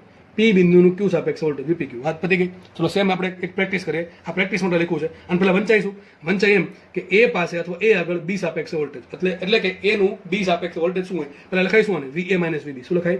વીએ માઇનસ વીબી. એટલે એ સાઈડ પર લખું છું. પહેલાં શું કરવાનું? પહેલાં સંકલન કરવાનું. શું કરવાનું? સંકલન. પહેલાં કોણ પાછળથી સ્ટાર્ટ કરવાનું. પહેલાં બી, પછી આગળ માઇનસ, પછી એ સદિશ એ ડોટ ડીઆર. વાત થઈ ગઈ પૂરી. કેટલું ઈઝી છે, જો કેટલું ઈઝી વસ્તુ છે. સમજ પડે કે ના પડે? અને વંચાઈશું બી ની સાપેક્ષે એનું વોલ્ટેજ. કોનું વોલ્ટેજ? એનું વોલ્ટેજ બી ની સાપેક્ષે, બરાબર. હવે જો કાર્યની જગ્યાએ વોલ્ટેજ બોલીએ છીએ. અત્યાર સુધી કાર્ય બોલતા હતા, હવે વોલ્ટેજ બોલીએ છીએ. બે સેજ સરખું, બે સેમ વસ્તુ છે, બંને સરખી વસ્તુ છે. સમજ પડે કે ના પડે? તો એકમ ધન વિદ્યુતભાર પર જે કાર્ય થાય છે એને જ હકીકત કહેવાય વોલ્ટેજ. આપણે નાખીશ ડેફિનેટલી વ્યાખ્યા છે કે ઇન્ફિનિટી અંતરથી આપેલા બિંદુ પી સુધી લાવવા માટે એકમ ધન વિદ્યુતભાર પર વિદ્યુત ક્ષેત્રની વિરુદ્ધમાં થતા કાર્યને શું કહેવાય? બ્લા બ્લા બ્લા. તે બિંદુ આગળનું વોલ્ટેજ કે અથવા વિદ્યુત સ્થિતિમાન કહે છે. આ બધી વસ્તુ કામનું સૂત્ર કામનું, બરાબર. દાખલા પૂછ્યામાં દાખલા કેવા પૂછે? તમને સદિશ ઈ આપી દેશે, આની લિમિટ આપી દે, સંકલન કરો, સંકલન થાય કે વેલ્યુ આપશે, વાત થઈ ગઈ પૂરી. લિમિટ છોડો, વાત થઈ ગઈ પૂરી. રોકડા 4 માર્ક્સ આવશે અહીંથી, રોકડા 4 માર્ક્સ આવશે, બરાબર. આપણે આગળ વધીએ. થોડુંક બેઝિક આપણે જે ભણ્યા એ લખી નાખ્યું છે અહીંયા. આપણને ખબર છે કે વિદ્યુત સ્થિતિમાન શું છે. જો વિદ્યુત સ્થિતિમાન કહો કે વોલ્ટેજ કહો, બે સરખું છે. ઇંગ્લિશમાં નામ વોલ્ટેજ છે, સાદી ભાષામાં વિદ્યુત સ્થિતિમાન કહેવાય. તો વિદ્યુત સ્થિતિમાન જે છે બરાબર છે, એટલે કે ટૂંકમાં વોલ્ટેજ હકીકત શું છે, એક કુલમ વિદ્યુત ભાર પર વિદ્યુત ક્ષેત્રની વિરુદ્ધમાં થતું કાર્ય છે. આપણે હમણાં ભણ્યા, આના વિશે આપણે બહુ જાજો ચર્ચા કરી કે એકમ ધન વિદ્યુત ભાર પર જે કાર્ય થાય છે વિદ્યુત ક્ષેત્ર વિરુદ્ધ, મને શું કે કાર્ય. તો વોલ્ટેજ એક કાર્ય છે, મેં પહેલા કીધું હતું વોલ્ટેજ એક કાર્ય છે. આપણે ખબર છે કાર્ય અદિશ રાશિ છે, તો વિદ્યુત સ્થિતિમાન પણ અદિશ રાશિ છે. જો ભાઈ દાખલા ગણવામાં બહુ ઈઝી પડે, અદિશ રાશિના દાખલા ગણવામાં બહુ ઈઝી પડે. જેમ કે હું તમને પ્રશ્ન પૂછું કે ભાઈ +1 કુલમ વિદ્યુત ભાર છે, અહીં માઇનસ ક્યુ છે, અહીં માઇનસ ક્યુ છે ને પ્લસ ક્યુ છે. હું તમને કહું આના પર બળ શોધો, તો બળ સદિશ રાશિ આપણે બધું શોધવું પડે કે આ પ્લસ છે, આ માઇનસ આને ખેંચશે, બરાબર. આના પર બળ શોધવાનું છે. આ માઇનસ છે, આ માઇનસ ધક્કો મારશે, આ પ્લસ આ માઇનસ ખેંચશે, તો આ પ્રમાણે બળ કંઈક લાગે, આ પ્રમાણે કંઈક બળ લાગે, બરાબર કે નહીં. તો આપણે અહીંયા દિશા જોવી પડે. પણ વિદ્યુત સ્થિતિમાન જ્યારે દાખલા, જો સેમ વસ્તુ વિદ્યુત ક્ષેત્રમાં લાગુ પડે કે ભાઈ તમને કહી દો આ +1 કુલમ વિદ્યુત, સોરી આ બિંદુ પર વિદ્યુત ક્ષેત્ર શોધો, તમારે શું કરવું પડે કે આ પ્લસ પ્લસ ધક્કો મારશે, આ માઇનસ ખેંચશે, આ માઇનસ ખેંચશે, બરાબર, અને આ ધક્કો મારશે, આ રીતે આવું કંઈક થશે, બરોબર કે નહીં. તો આપણે અહીંયા જ્યારે વિદ્યુત ક્ષેત્ર શોધીએ કે બળ શોધીએ ત્યારે દિશા પણ જોવી પડે, આપણે મૂલ્ય જોવું પડે કેટલું બળ લાગે, K1 Q2/r², કેટલું વિદ્યુત ક્ષેત્ર લાગે KQ/r². પરંતુ જ્યારે વિદ્યુત સ્થિતિમાનની વાત આવે ત્યારે આપણે જસ્ટ ખાલી મૂલ્ય જોવાનું, વિદ્યુત સ્થિતિમાનની કોઈ દિશાની વાત નહીં કરે, બાકી પાડી દેવામાં આવશે. હવે બરાબર છે, તમને એમ કીધું વિદ્યુત સ્થિતિમાન શોધો એટલે જસ્ટ ખાલી મૂલ્ય, સૂત્રમાં કિંમત મૂકવાની, કઈ દિશા એવું પૂછતા જ નહીં ભૂલથી પણ, બરાબર છે. તમારા મગજમાં પણ ના આવવું જોઈએ કે સર કઈ દિશામાં વિદ્યુત સ્થિતિમાન છે. અરે ટોપા ચોખ્ખું લખ્યું છે વિદ્યુત સ્થિતિમાન અદિશ રાશિ છે. શું કામ? કાર્ય છે, વિદ્યુત સ્થિતિમાન એક ટાઈપનું કાર્ય છે, કાર્ય કેવી રાશિ છે, અદિશ રાશિ છે, એટલા માટે. સમજ પડે કે ના પડે, આટલી સિમ્પલ વસ્તુ છે, બરોબર કે નહીં. તો જ્યારે આપણે વિદ્યુત સ્થિતિમાન દાખલા ગણશું ત્યારે સૂત્ર આપણે જે સૂત્ર તારવવાનું બાકી છે આપણે સૂત્ર તારવશું. આપણે અલગ અલગ વસ્તુ માટે, ગોળા માટે વિદ્યુત સ્થિતિમાન શું હોય, નળાકાર માટે શું હોય, પછી પેલી પાતળી શીટ માટે શું હોય, સળિયા માટે શું હોય, બરાબર. આપણે અલગ અલગ વસ્તુ જોશું, અથવા બિંદુ વિદ્યુતભાર માટે શું આપણે અલગ અલગ વસ્તુ જોશું, સૂત્ર આના આવશે ત્યારે. પણ ટૂંકમાં દિશા નહીં આવે, ટૂંકમાં આના દાખલા બહુ ઈઝી પડે. આમાં તમારે બે જોવું પડે, દિશા જોવી પડે અને મૂલ્ય જોવું પડે, બરાબર. મૂલ્ય ચલો સિમ્પલ વસ્તુ છે KQ/r², પણ આમાં તમારે ખાલી મૂલ્ય જોવાનું છે, દિશા જોવાની થતી નથી. એ જ્યારે દાખલા ગણશું ત્યારે વધારે સમજ પડશે. ટૂંકમાં ગોખવા પર બેસશો તો કઈ કામમાં આવશે નહીં મારું ભણાવેલું, બરાબર. ગોખવું નહીં હોય, સમજવું છે તો મેક્સિમમ તમને બેનિફિટ આપશે. ઓકે, ચલો આપણે આગળ વાત કરીએ એકમની, MLTની. તો શું છે હકીકતે વિદ્યુત સ્થિતિમાન શું છે, એકમ ધન વિદ્યુત ભાર પર થતું કાર્ય. તો કાર્ય તો છે, એકમ શું છે, જૂલ, પરંતુ કોના પર થાય છે, એકમ ધન વિદ્યુત ભાર પર. તો મતલબ આમ થાય, એનો મતલબ કે કાર્ય પર એકમ ધન વિદ્યુત ભાર, ટૂંકમાં એક કુલમ પર એક કુલમ વિદ્યુત ભાર પર કેટલું કાર્ય થાય છે એ તમને કોણ આપે, વિદ્યુત સ્થિતિમાન આપે. તો એકમ શું આવશે, જૂલ પર કુલમ. કાર્ય પર 1 કુલમ વિદ્યુત ભાર, બરાબર. એક કુલમ વિદ્યુત ભાર દીઠ કેટલું કાર્ય થાય એને શું કહેવાય, વિદ્યુત સ્થિતિમાન. એકમ શું યાદ રાખો, જૂલ પર કુલમ. શું આવશે એનો, જૂલ પર કુલમ. પર કુલમ શું કામ આપ્યો, એકમ ધન વિદ્યુત ભાર પર થાય છે એટલા માટે. હવે કુલમને શું કહો, એમ્પેર ઇન્ટુ સેકન્ડ, બધાને ખબર છે કુલમને શું કહો, એમ્પેર ઇન્ટુ સેકન્ડ, Q = IT પરથી. તો જૂલનું MLT શું આવે, M1L2T-2. કુલમને શું કહેવાય, એમ્પેર ઇન્ટુ સેકન્ડ, તો MLT શું આવે એનું, A1T1. તો આખું MLT બને શું, જો અહીં લખ્યું છે પાછું કે વોલ્ટ છે, વોલ્ટ, બરાબર. અને જૂલ પર કુલમને વોલ્ટ કહેવાય. વિદ્યુત સ્થિતિમાનનું આપણે એકમ શું ભણીએ છીએ, વોલ્ટ ભણીએ છીએ. જો આ ભાઈ બહુ કામનું છે, બહુ જ કામનું છે. તમને કોઈ પણ MLT આપશે આગળ, તમને વોલ્ટેજનું MLT આવડવું જોઈએ. વોલ્ટેજ શું છે ઘણાને ખબર ન હોય, તેનું MLT ક્યાંથી આવડવાનું. તો યાદ રાખજો, આને જ ગોખવાનું, આવું આ ગોખવાનું છે, સોરી સમજવાનું છે, ગોખવાનું કંઈ હોતું નથી. વોલ્ટેજને શું લખાય, જૂલ પર, એટલે એકમ ધન વિદ્યુત ભાર પર થતું કાર્ય. તો જૂલ પર કુલમ, કાર્ય પર 1+1 પોઝિટિવ ચાર્જ, બરાબર છે. યુનિટ ચાર્જ પર છે, યુનિટ પોઝિટિવ ચાર્જ પર જે કાર્ય થાય છે એને કહેવાય વોલ્ટેજ. વોલ્ટેજ બરાબર આવશે કાર્ય પર એકમ ધન વિદ્યુત ભાર. તો શું છે, વોલ્ટેજ બરાબર જૂલ પર કુલમ, જૂલ પર એમ્પીયર ઇન્ટુ સેકન્ડ. MLT શું આવશે, વિચાર બનાવો, M1L2T-2 છેદમાં છે A1T1. T1 ક્યાં છે, ઉપર, A1 ક્યાં છે, ઉપર. તો શું છે, M1L2T-3A-1. આ થઈ ગયું MLT, આ થઈ ગયું MLT. કોનું, વોલ્ટેજનું. ભાઈ બહુ કામમાં લાગશે, બહુ કામમાં લાગશે. આની પછીના જેટલા બી ચેપ્ટર છે, ત્રીજું ચોથું પાંચમું જેટલા બી આવે છે એ બધામાં કંઈક ને કંઈક વોલ્ટેજના સૂત્ર આવશે. અને વોલ્ટેજના સૂત્ર પરથી આપણે ઘણી બધી નવી રાશિઓ ભણશું, ત્યારે તમને વોલ્ટેજના MLTની જરૂર પડશે. આપણે અહીંથી લેશું, વોલ્ટેજ બરાબર જૂલ પર કુલમ. આપણે આ યાદ ભાઈ આખી લો, મને યાદ ન રહે, આવું મને આવું યાદ રહે ભાઈ, સમજેલું કે ભાઈ એકમ ધન વિદ્યુત જે કાર્ય થાય છે જૂલ પર કુલમ આવે, એના પરથી ફટાફટ MLT બનાવી દેવાનું, વોલ્ટેજનું બને, બીજા બધી વસ્તુનો બની જશે. સમજ પડે કે ન પડે, તો સાહેબ આપણે સમજાશું, આપણે ખાલી એટલું જ સમજ્યા છીએ હજી કે P બિંદુ આગળ વોલ્ટેજ શું આવે. જો P બિંદુ આગળ વોલ્ટેજ કોની સાપેક્ષ હશે, ઇન્ફિનિટી સાપેક્ષ. એટલે શું કહેવાય, VP - V ઇન્ફિનિટી. સ્ટાર્ટ ક્યાંથી કરવાનું, પાછળથી, અહીંથી લખો ઇન્ફિનિટી, પછી -P E.dr. થઈ ગયું કે ન થઈ ગયું. VP ક્યુ શું કહેવાય, VP - VQ. સ્ટાર્ટ ક્યાંથી કરવું, પાછળથી, Q સંકલન -P સુધી સદિશ E.dr. બરાબર. આપણે લખતા આવડવું જોઈએ ફટાફટ. આમ 5 સેકન્ડમાં લખાઈ જવું જોઈએ, બરાબર? કે આ વીપી ક્યુ છે, ફટાફટ મગજમાં આવી જવું, આમ જ લખાય, બરાબર કે નહીં? ચલો આપણે આગળ વધીએ. હવે નવી થિયરી ભણીએ આપણે. હવે ઘણાના મનમાં થાય કે સર આપણે +1 કુલમને શું કામ લાવ્યા, એની જગ્યાએ ક્યુને લાવીએ તો કંઈ વાંધો નહીં, એ તમારી ઈચ્છા પૂરી કરી દઈએ. અત્યાર સુધી આપણે શું ભણ્યા કે +1 કુલમને આપણે અનંત અંતરથી આ પી બિંદુથી લાવવાનું છે. વિદ્યુત ક્ષેત્રની વિરુદ્ધમાં જે કાર્ય થાય એને શું કહેવાય? વિદ્યુત સ્થિતિમાન કીધું. હવે કામ કરીએ આપણે. ચલો +1 કુલમને એવું ફિક્સ જ કરતા, કોઈ પણ તમારે જે ચાહત હોય એ ચાહત વાળા વિદ્યુત ભારને લાવો ને કંઈ વાંધો નહીં. ચલો તો લખીએ આપણે અહીંયા ક્યુ વિદ્યુત ભારને. ધ્યાનથી સમજો, અહીંયા લેક્ચર પૂરો થાય અને જોડે જોડે તમને બધી વસ્તુ ક્રિસ્ટલ ક્લિયર રીતે સમજાઈ જશે. તો ક્યુ વિદ્યુત ભારને અનંત અંતર ઇન્ફિનિટીવથી ક્યાં લાવવાનું છે? આગળ જેમ હતું એ જ વિદ્યુત ક્ષેત્રના આપેલ બિંદુ પી સુધી લાવવાનો છે. વિદ્યુત ક્ષેત્રની વિરુદ્ધમાં, જો અહીંયા પણ શું છે કાર્ય? વિદ્યુત ક્ષેત્રની વિરુદ્ધમાં. ચલો લખીએ અહીંયા કોને લાવવાનું છે? ઇન્ફિનિટીથી પી લાવવાનું છે. કોને લાવવાનું છે? ક્યુ વિદ્યુત ભારને ક્યાં લાવવાનું છે? વિદ્યુત ક્ષેત્રની વિરુદ્ધમાં લાવવાનું છે ને, વિદ્યુત એટલે કે ઈની વિરુદ્ધમાં ક્યુ વિદ્યુત ભારને ઇન્ફિનિટીવથી પી સુધી લાવવામાં આવે ત્યારે જે કાર્ય કરવું પડે, કેટલું કાર્ય લખતા આવડે કે ન આવડે? ચલો કોને લાવવાનું છે? વિદ્યુત ભાર ક્યુને. આગળ ભણાવ્યું છે, બધું ભણાવ્યું છે. શું કોને લાવવાનું છે? ક્યુને. સૂત્ર શું હોય કાર્યનું? ઇન્ફિનિટીવથી પી ઈ ડોટ ડીઆર, આગળ માઇનસ ને આગળ +1 ની જગ્યાએ ક્યુ આવે. હવે આ જે કાર્ય થયું એને શું કહેવાય? પી બિંદુ આગળનું વોલ્ટેજ ના કહેવાય, આને કહેવાય વિદ્યુત સ્થિતિ ઉર્જા. લે, નવું નામ આપ્યું જનરલી, વિદ્યુત સ્થિતિ ઉર્જા કહેવાય.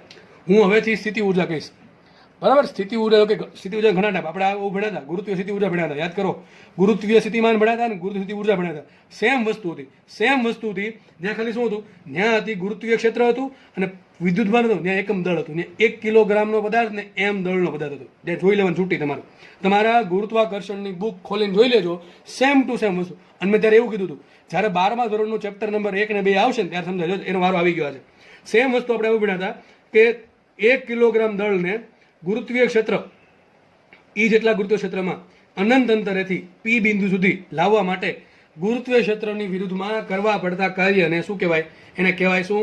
ગુરુત્વીય સ્થિતિમાન. શું કહેવાય? ગુરુત્વીય સ્થિતિમાન. અને 1 કિલોગ્રામ દળની જગ્યાએ કોઈ પણ m દળ લાવો અનંત અંતરેથી પી બિંદુ સુધી ગુરુત્વીય ક્ષેત્રની વિરુદ્ધમાં m દળ લાવો તો એને શું કહેવાય? ગુરુત્વીય સ્થિતિ ઉર્જા કહેવાય. પી બિંદુ આગળની ઇન્ફિનિટી સાપેક્ષ. સમજ પડે? તો સેમ ટુ સેમ વસ્તુ છે. 1 તીરે 2 ઘા એના જેવું છે. એક વસ્તુ ક્લિયર કરો, સાથે બીજી વસ્તુ બાય 1 ગેટ 1 ફ્રી જેવું છે. આમ પર એક સમજો, બીજું ઓટોમેટિક સમજાય છે. એવું છે જો પછી જેવું છે એનું મગજ, બરાબર? જેવી જેની શું કહેવાય એમ જિજ્ઞાસા, ક્યુરિયોસિટી જેવી જેની હશે એવું થશે ભાઈ આમાં, બરાબર? તો સેમ વસ્તુ છે, ખાલી ફરક શું? તો આપણે ખબર પડે સર વિદ્યુત સ્થિતિમાનમાં અને વિદ્યુત સ્થિતિ ઉર્જામાં, સ્થિતિ ઉર્જા ટૂંકમાં વોલ્ટેજ અને સ્થિતિ ઉર્જાને આપણે યુ કહીએ, ખબર છે બધાને. બેન ફરક શું? ફરક દોસ્ત કાંઈ નથી. આમાં ખાલી +1 કુલમને લાવવાનો અને આમાં ક્યુ વિદ્યુત ભાર લાવવાનો, બસ. સૂત્રમાં ખાલી એટલો ફરક આવશે. અહીંયા જે +1 કુલમ છે એની જગ્યાએ શું આવશે? ક્યુ આવશે. સૂત્ર શું બેનું? ઇન્ફિનિટીથી પી લાવવાનો છે, સદીશ ઈ ડોટ ડીઆર. વિરુદ્ધમાં લાવો એટલે માઇનસ મૂકો, કોને લાવવાનો? ક્યુ નો લાવો. આને શું કહેવાય? આને કહેવાય પી બિંદુ આગળની વિદ્યુત સ્થિતિ ઉર્જા. આગળ આને વીપી કીધું હતું પણ ત્યાં +1 કુલમ હતો. અહીં કોઈ પણ વિદ્યુત ક્યુ છે શું કીધું? યુપી નહીં ભાઈ, યુપી. બરાબર? ઇટ્સ નોટ ઉત્તર પ્રદેશ, બરાબર છે? યુપી એટલે શું થાય? પી બિંદુ આગળની સ્થિતિ ઉર્જા. પણ તમને મેં ઘણી વખત ધોરણ 11 કીધું છે કે સ્થિતિ ઉર્જા છે એનું એકલનું મહત્વ નથી, એના ફેરફારનું મહત્વ છે. તો સ્થિતિ ઉર્જા હંમેશા સાપેક્ષથી બતાવવામાં આવે. સાપેક્ષ સ્થિતિ ઉર્જાનું મહત્વ હોય. તો આ સ્થિતિ ઉર્જા પી આગળ કહેવાય, પણ કોની સાપેક્ષે? ઇન્ફિનિટી સાપેક્ષે. કોની સાપેક્ષે? ઇન્ફિનિટી સાપેક્ષે. તો શું આવશે અહીંયા? યુપી ઇન્ફિનિટી એટલે કહેવાય શું? UP minus U infinity. Same આપણે જેમ ઇન્ફિનિટી અંતરે સ્થિતિમાન 0 ધારેલ છે એ પ્રમાણે અહીંયા ઇન્ફિનિટી અંતરે સ્થિતિ ઉર્જા પણ 0 ધારેલ છે. આવું તમને સેમ વસ્તુ ભણાવી હતી કે ઇન્ફિનિટી અંતરે ગુરુત્વીય સ્થિતિ ઉર્જા 0 હોય, બરાબર? બાકી ધારો કે પૃથ્વીની સપાટી કેટલી હોય? -gme/re. અથવા પૃથ્વી કેન્દ્રથી આર અંતરે કેટલી હોય? -gmem/r. આ બધું ભણાવેલું છે દોસ્ત. સેમ સૂત્ર અહીંયા આવશે જ્યારે સાબિત કર્યું ત્યારે. અત્યારે જસ્ટ ખાલી ઓવરવ્યુ લઈએ છીએ. ખબર પડે કે ન પડે તો બધું ભેગું કરતું જવાનું, સમજતું જવાનું. બેમાં બધા ડિફરન્સ છે. વિદ્યુત સ્થિતિ ઉર્જા અને વિદ્યુત સ્થિતિમાનનો ફરક શું? વિદ્યુત સ્થિતિમાનમાં +1 કુલમ આવે, વિદ્યુત સ્થિતિમાનમાં ક્યુ આવે. આટલી સિમ્પલ વસ્તુ છે, બરાબર? આટલી સરળતાથી સમજાવું છું તો સમજાય અહીંયા જવી જોઈએ, બરાબર? આગળ વધીએ તો અહીં લખવું છે જો પી બિંદુ આગળ વોલ્ટેજ કે તો ફરક ક્યાં આવશે?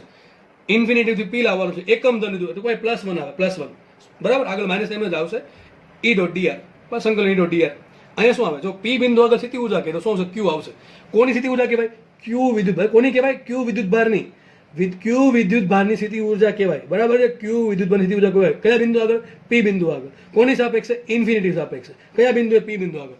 આને શું કહેવાય? આને તમે એમ બોલી શકો કે પી બિંદુ આગળ વોલ્ટેજ, એટલે જો અહીં શું કીધું હતું? ક્યુ વિદ્યુત ભારની પી બિંદુ પાસે સ્થિતિ ઉર્જા, વિદ્યુત સ્થિતિ ઉર્જા. તો સેમ તમે અહીંયા એવું કહી શકો, સર આ +1 કુલમની વિદ્યુત સ્થિતિ ઉર્જા કહેવાય કે ન કહેવાય? 100% કહેવાય. અહીંયા ક્યુ વિદ્યુત ભારની જગ્યાએ આને શું કહેવાય? ક્યુ વિદ્યુત ભારની પી બિંદુ પાસે સ્થિતિ ઉર્જા. તો સેમ અહીંયા પણ કહી શકાય કે હકીકત વોલ્ટેજ શું છે? વોલ્ટેજ સર એવું કંઈક છે કે +1 કુલમ વિદ્યુત ભારની એકમ ધન વિદ્યુત ભારની પી બિંદુ પાસેની વિદ્યુત સ્થિતિ ઉર્જાને પી બિંદુ આગળનું વોલ્ટેજ કહે છે. સિમ્પલ વાત. આ ચોપડી તમારે આ જે વાત છે એ તમારા ચોપડામાં વ્યવસ્થિત લખી નાખવી કે આને શું કહેવાય. અને શું વંચાય? ક્યુ વિદ્યુત ભારની પી બિંદુ પાસે ઇન્ફિનિટીવની સાપેક્ષે ગુરુત્વીય સ્થિતિ ઉર્જા યુપી. આને શું વંચાય? વીપી ને. વીપી એટલે વોલ્ટેજ થયું, પણ વોલ્ટેજ આવે કહી શકો તમે. આ એકમ ધન વિદ્યુત ભારની પી બિંદુ પાસે ઇન્ફિનિટીવની સાપેક્ષે વિદ્યુત સ્થિતિ ઉર્જા છે. આટલી વસ્તુ ખબર ના પડે? પડે સબ 100% પડે. તો મને એમ કહો તો આ યુપીમાં અને વીપીમાં ફરક શું છે? સબ ખાલી અહીંયા +1 આવે છે અને અહીંયા ક્યુ આવે એટલો ફરક છે. તો એક કામ કરો ને, હું છે આ વીપી બરાબર શું છે? માઇનસ ઇન્ફિનિટીવથી પી સંકલન ઈ ડોટ ડીઆર છે ને, આ બાજુ ક્યુ વડે ગુણું, આ બાજુ ક્યુ વડે ગુણું, તો કંઈક થઈ જશે. અહીં ક્યુ આવી જશે, પણ અહીંયા ક્યુ એવું તને કહેવાય શું? જો માઇનસ ક્યુ સંકલન ઇન્ફિનિટી ટુ પી ઈ ડોટ ડીઆર. આને તો યુપી કહી દેવાય. શું કીધું? અહીંયા તમે આને આ બાજુ ક્યુ વડે ગુણો, આ બાજુ ક્યુ વડે ગુણો, તો બે બાજુ ક્યુ વડે ગુણો. આ તો કોના જેવું થઈ ગયું? આ તો યુપી જેવું થઈ ગયું. આ બાજુ શું બની જશે? યુપી. તો સાબિત શું થયું? ક્યુ ઇન્ટુ વીપી બરાબર ક્યુ ઇન્ટુ વીપી બરાબર યુપી. શું કે નહીં સાબિત? યાદ રાખજો, સૂત્ર બહુ કામનું છે. તમને વોલ્ટેજ આપ્યું હોય અને તમારે ક્યુ વિદ્યુત ભારની સ્થિતિ ઉર્જા શોધવી હોય, વિદ્યુત સ્થિતિ ઉર્જા, તો વોલ્ટેજને ક્યુ વડે ગુણો તો તમને શું મળે? એ જ બિંદુ પાસે, પી બિંદુ પાસે ક્યુ વિદ્યુત ભારની સ્થિતિ ઉર્જા મળે. તમને યાદ હશે મેં સૂત્ર તમને આપ્યું હતું, W બરાબર ક્યુ ડેલ્ટા વી. યાદ કરો, ઘણી જ વખત આપણે લાસ્ટ ચેપ્ટરમાં આપ્યું દ્રવ્ય અને વિકિરણનો દ્વૈત સ્વભાવ. એનો આજે વારો આવી ગયો છે સોલ્વ કરવાનો. ચલો, તો ગુજરાતી ભાષામાં લખ્યું છે કે કોઈ પણ ક્યુ વિદ્યુત ભારની પી બિંદુ પાસે, હું જે બોલું છું એ તમારા ચોપડામાં લખી નાખું, બરાબર છે? ક્યુ વિદ્યુત ભારની પી બિંદુ પાસે વિદ્યુત સ્થિતિ ઉર્જા યુપી બરાબર શું થશે?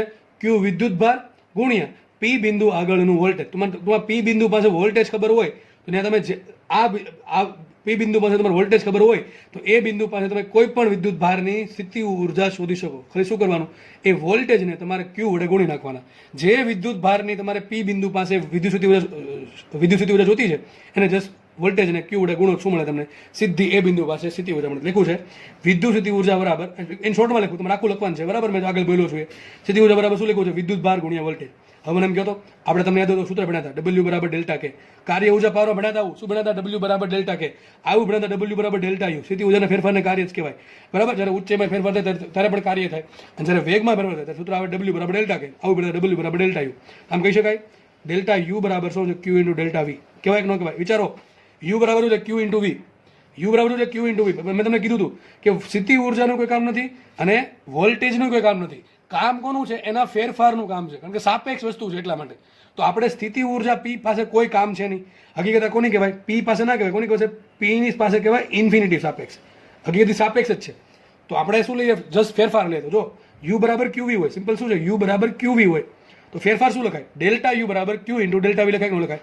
પણ ડેલ્ટા યુ શું કહેવાય? W કહેવાય, કાર્ય ઉર્જા પાવર. સૂત્ર બની ગયું ડેલ્ટા યુ બરાબર ક્યુ ડેલ્ટા વી બરાબર W. જો આ સાબિત કરી દીધું તમને મેં આજે. W બરાબર ક્યુ ડેલ્ટા વી સાબિત થઈ ગયું, બરાબર કે નહીં? સમજ પડવી જોઈએ દોસ્ત, બરાબર છે? સાબિત કરી નાખ્યું કે ભાઈ W બરાબર ક્યુ ડેલ્ટા વી બરાબર ડેલ્ટા યુ. સ્થિતિ ઉર્જામાં થતો ફેરફાર કેટલો હોય? વિદ્યુત ભાર ગુણ્યા પીડી. અને શું કહેવાય? જો આને વિદ્યુત સ્થિતિમાન કહેવાય, પી બિંદુ પાસેનું વિદ્યુત સ્થિતિમાન કહેવાય. આને કહેવાય વિદ્યુત સ્થિતિમાનનો તફાવત, જેને આપણે કહીએ પોટેન્શિયલ ડિફરન્સ, જેને આપણે ઇન શોર્ટ કહીએ પીડી. સમજ પડે કે ન પડે? આ વોલ્ટેજ છે ને આ પીડી છે, વોલ્ટેજ ડિફરન્સ છે. વીડી કહી શકો ને પીડી કહી શકો તમે, બરાબર? વોલ્ટેજ ડિફરન્સ કયો કે પોટેન્શિયલ ડિફરન્સ કયો, બે સરખું છે. પણ આને સિમ્પલ વોલ્ટેજ કહેવાય અથવા સિમ્પલ આને પોટેન્શિયલ કહેવાય. શું કે પોટેન્શિયલ? આને કહેવાય વિદ્યુત સ્થિતિ ઉર્જા, આને કહેવાય વિદ્યુત સ્થિતિ ઉર્જાનો ફેરફાર. તો ક્યુ બરાબર યુ બરાબર ક્યુવી કહી શકો, બરાબર? વોલ્ટેજ આવશે, પીડી નહીં આવે. તો યુ બરાબર ક્યુવી, આનું કોઈ મહત્વ છે નહીં સૂત્રનું, એના ફેરફારનું મહત્વ છે. શું લખ્યું? ડેલ્ટા ક્યુ બરાબર ક્યુ ઇન્ટુ ડેલ્ટા. ટૂંકમાં આવું જોતું હોય કે ભાઈ પી ક્યુ સ્થાને સ્થિતિ ઉર્જા કેટલી હશે? તો ક્યુ ઇન્ટુ વીપી ક્યુ. સમજ પડે કે ન પડે? તો પી અને ક્યુ નું વોલ્ટેજ ડિફરન્સ ઇન્ટુ ક્યુ કરો શું મળે તમને? વિદ્યુત ભાર ક્યુ ની પી ક્યુ વચ્ચે એટલે કે પી સ્થાને ક્યુની સાપેક્ષે વિદ્યુત સ્થિતિ ઉર્જા મળશે.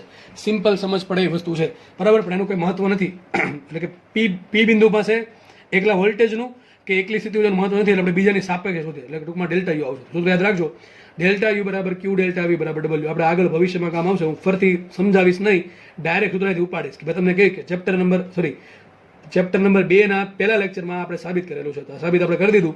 ડબલ્યુ બરાબર ક્યુ ડેલ્ટા વી બરાબર ડેલ્ટા યુ. તો કે આમ પણ લખશો આપણે, આવું પણ આવશે. આખું યાદ રાખ લાવું. ડેલ્ટા યુ બરાબર ક્યુ ડેલ્ટા વી બરાબર ડબલ્યુ બરાબર ડેલ્ટા કે આખું સૂત્ર કામ આવશે. આ કહેવાય આપણે વેગની વાત કરી હોય ને ત્યારે આ સૂત્ર વાપરશું, જ્યારે સ્થિતિ ઉર્જાની વાત કરીએ તો આપણે આ સૂત્ર વાપરશું, બરાબર. કાર્ય વચ્ચે રહી ગયું. આ બેનું કામ આવશે કાં તો આ બેનું કામ આવશે. સમજ પડે કે ના પડે? આઈ થિંક આટલી વસ્તુ બધાને ખબર પડી ગઈ છે. આપણે જે પણ ભણ્યા છીએ આજે, બરાબર છે ને, ફટાફટ રિવિઝન કરી નાખો 1-2 મિનિટમાં. આમ થાય કે આપણે આવું ભણ્યા. જો હવે બધું સાબિત નહીં કરું, હું જે ભણ્યા છીએ એનો જે નિષ્કર્ષ છે, કન્ક્લુઝન સીધું આપું છું કે પી બિંદુ પાસે વોલ્ટેજ શું હોય. હવે પી બિંદુ પાસે એકલાનું વોલ્ટેજ હોય, કોની સાપેક્ષ હોય? ઇન્ફિનિટી સાપેક્ષ. લખાઈશું અને વોલ્ટેજ આવ્યું તો કોણ આવશે? એકમ ધન વિદ્યુત ભાર. યાદ રાખજો, વોલ્ટેજ આવે એટલે એકમ ધન +1 કુલમ આવે, અને સ્થિતિ ઉર્જા આવે તો કોણ આવે? યુ આવે. સિમ્પલ વસ્તુ છે. તો આગળ શું આવશે? +1 કુલમ ઇન્ફિનિટી ટુ પી. વિદ્યુત ક્ષેત્રની વિરુદ્ધમાં જે કાર્ય કરવું પડે શું કે પી બિંદુ આગળ વોલ્ટેજ. યુપી શું કહેવાય?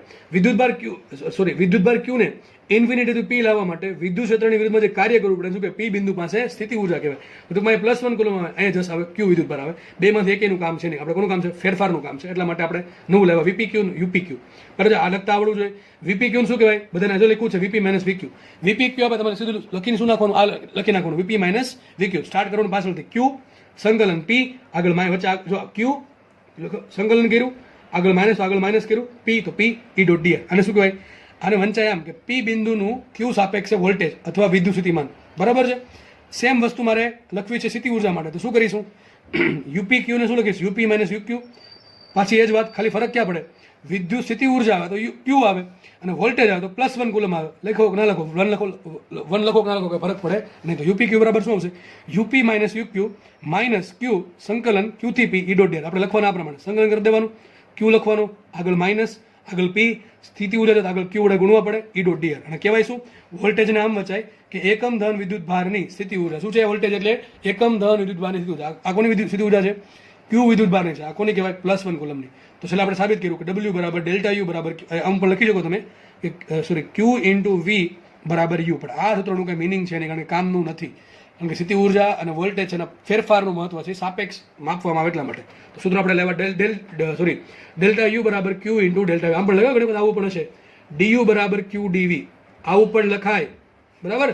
આવું પણ કામમાં આવશે. બે લખી નાખજો ને, બરાબર. ડેલ્ટા યુ બરાબર ક્યુ ડેલ્ટા વી અથવા ડીયુ બરાબર ક્યુ ઇન્ટુ ડીવી. આમ મતલબ થયો કે ડીયુ બાય ડીવી બરાબર ક્યુ. શું થશે? ડીયુ બાય ડીવી બરાબર ક્યુ. આ બધું લખી નાખજો ભાઈ. પછી કાર્ય ઉર્જા પ્રમેય આપણે ડબલ્યુ બરાબર ડેલ્ટા યુ હોય બરાબર ડેલ્ટા બરાબર ક્યુ ડેલ્ટા વી હોય બરાબર ડેલ્ટા કે પણ હોય. આપણે ભવિષ્યમાં મળશું, આનું કામ આવશે ભવિષ્યમાં, બરાબર છે. છેલ્લી પહેલી વાત, સર તમે એમ કીધું કે પી થી ક્યુ લઈ જાવ તો આમ લખવું પડે. ઘણા મનમાં થશે આપણે માનો કે વિદ્યુતભાર પી પર હતો, એને આપણે ક્યુ પર લઈ ગયા, પછી આર પર લઈ ગયા, ફરી પાછો પી પર લેવા, કેટલું કાર્ય કરવું પડે? 0 કાર્ય કરવું પડે. કેમ 0 કાર્ય? ત્યાંથી સમજો. મેં શું કીધું હતું કે જે કાર્ય છે એ કોના પર ડિપેન્ડ કરે? માર્ગ પર ડિપેન્ડ કરે? ના, માર્ગ પર ડિપેન્ડ કરે નહીં. તમે ક્યાંથી ક્યાં જાઓ છો એના પર ડિપેન્ડ નથી કરતું. તમે કયા બિંદુથી કયા બિંદુ પર જાઓ છો એના પર ડિપેન્ડ કરે છે. તમે કયા માર્ગે જાઓ છો એના પર ડિપેન્ડ કરતું નથી. પી થી ક્યુ ગયા, ક્યુ થી આર આવ્યા, આર થી પી આવ્યા. પ્રારંભિક બિંદુ કયું? પી. અંતિમ બિંદુ કયું? પી. તો કાર્ય કેટલું? 0. અરે ભાઈ, આમને એમ ખબર પડી જાય કે કાર્ય શું હોય? સદિશ એફ ડોટ ડી. એમાં ડી શું છે? અંતર છે, સ્થાનાંતર છે? સ્થાનાંતર છે. હવે પ્રારંભિક બિંદુ અંતિમ બિંદુ સરખું હોય તો સ્થાનાંતર શું હોય? સ્થાનાંતર 0 હોય તો કાર્ય 0 હોય. તો સેમ વસ્તુ, વોલ્ટેજ 0 આવશે, સ્થિતિ ઉર્જા 0 આવશે. તો જો લખ્યું છે સદિશ ઈ ડોટ ડીઆર, આપણે આ શું આને શું કહેવાય? ઈ નું આર સાપેક્ષે સંકલન. શું કહેવાય? રેખા સંકલન. શું કહેવાય? રેખા સંકલન. તો આને કહેવાય ઈ નું રેખા સંકલન. પણ આગળ આવો સિમ્બોલ હોય તો આને કહેવાય બંધ ગાળા પર. શું કહેવાય? બંધ ગાળા પર. બંધ ગાળો શું થાય? જે બિંદુએ સ્ટાર્ટ કર્યું ત્યાં જ પાછું આવવાનું. માનો કે તમે પી બિંદુથી સ્ટાર્ટ કરીને ફરી પાછા પી બિંદુ ઉપર આવો, વિચારો તમે સંકલન કરી નાખો. સંકલન કરો પછી upper limit minus lower limit. હવે અપર લિમિટનો બિંદુ પી છે, લોઅર લિમિટનો બિંદુ પી છે, તો બેની બાદબાકી થઈને 0 આન્સર આવે કે ના આવે? આ એક બીજી રીત છે. મેં તમને પહેલા સમજાવ્યું ભાઈ, સ્થાનાંતર તમે જે બિંદુએ સ્ટાર્ટ કર્યું ત્યાં જ પાછા આવી જાઓ, બરાબર છે. હકીકત છે તો કાર્ય જ, આ બધું કાર્ય જ છે, બરાબર. ઈ ડોટ ડીઆર કાર્ય જ છે. કોના પર થતું? +1 કુલમ અથવા ક્યુ વિદ્યુત પર થતું કાર્ય છે. તો કાર્ય કોના પર ડિપેન્ડ કરે? સ્થાનાંતર પર ડિપેન્ડ કરે. હવે પ્રારંભિક બિંદુ અને અંતિમ બિંદુ સરખું હોય તો સ્થાનાંતર 0, સ્થાનાંતર તો કાર્ય 0. અને એમ સમજ ન પડે તો મેં શું કીધું? જે આ જે કાર્ય છે કોના પર ડિપેન્ડ કરે? પ્રારંભિક અને અંતિમ બિંદુ પર ડિપેન્ડ કરે. પ્રારંભિક અને અંતિમ બિંદુ સરખા હોય તો આ જે કાર્ય વચ્ચે થયું એનો કોઈ મતલબ રહેતો નથી. શું આવે? કાર્ય 0. આ વસ્તુને આમ પણ લખી છે સંકલન, આગળ બિંદુ કરી દે.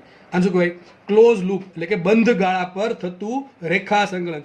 તમને આવો પ્રશ્ન બોર્ડમાં ઘણી વખત પૂછાશે કે વિદ્યુત ક્ષેત્રનું બંધ ગાળા પરનું ફરીથી બોલું છું, વિદ્યુત ક્ષેત્ર ઈનું બંધ ગાળા પરનું રેખા સંકલનનું મૂલ્ય કેટલું હોય? ઓપ્શન નીચે આપ્યા છે અલગ અલગ. શું આન્સર આવે? 0.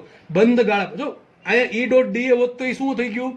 ઈ ડોટ ડીએ હોત એ બંધ ગાળા પરનું ફ્લક્સ થઈ ગયું, વિદ્યુત ફ્લક્સ. ભાઈ ફરક ખાલી એટલો જ છે, ડીઆર નો ડીએ નો. એટલે કહું છું તમને એકદમ cut and clear, crystal clear તમને સમજાવ્યું કે ઈ ડોટ ડીએ છે ચેપ્ટર નંબર 1 માં આવે, ઈ ડોટ ડીઆર છે એ ચેપ્ટર નંબર 2 માં આવશે. ઈ ડોટ ડીએ વ્યવસ્થિત સમજાવેલ છે. હજી એમાં ડાઉટ હતી હજી જોઈ લો, યુટ્યુબમાં લેક્ચર છે જ, તમારી પાસે બહુ સારી સુવિધા છે. જ્યારે સમજ ન પડે ત્યારે જોઈ લેવાનું, ભૂલે જાય જોઈ લેવાનું. અહીંયા ઈ ડોટ ડીઆર છે તો ઈ ડોટ ડીએ 0 આવી શકે જરૂર નથી. ઈ ડોટ ડીએ 0 હોય નોય હોય, જે બંધ ગાળો રચાય એ બંધ ગાળામાં કોઈ વિદ્યુત ભાર જ નહીં હોય તો આપણને ખબર છે વિદ્યુત ફ્લક્સ 0 આવે. એ 0 આવી જ શકે એવું જરૂર નથી. જો વિદ્યુત ભાર છે તો કેટલો આવે?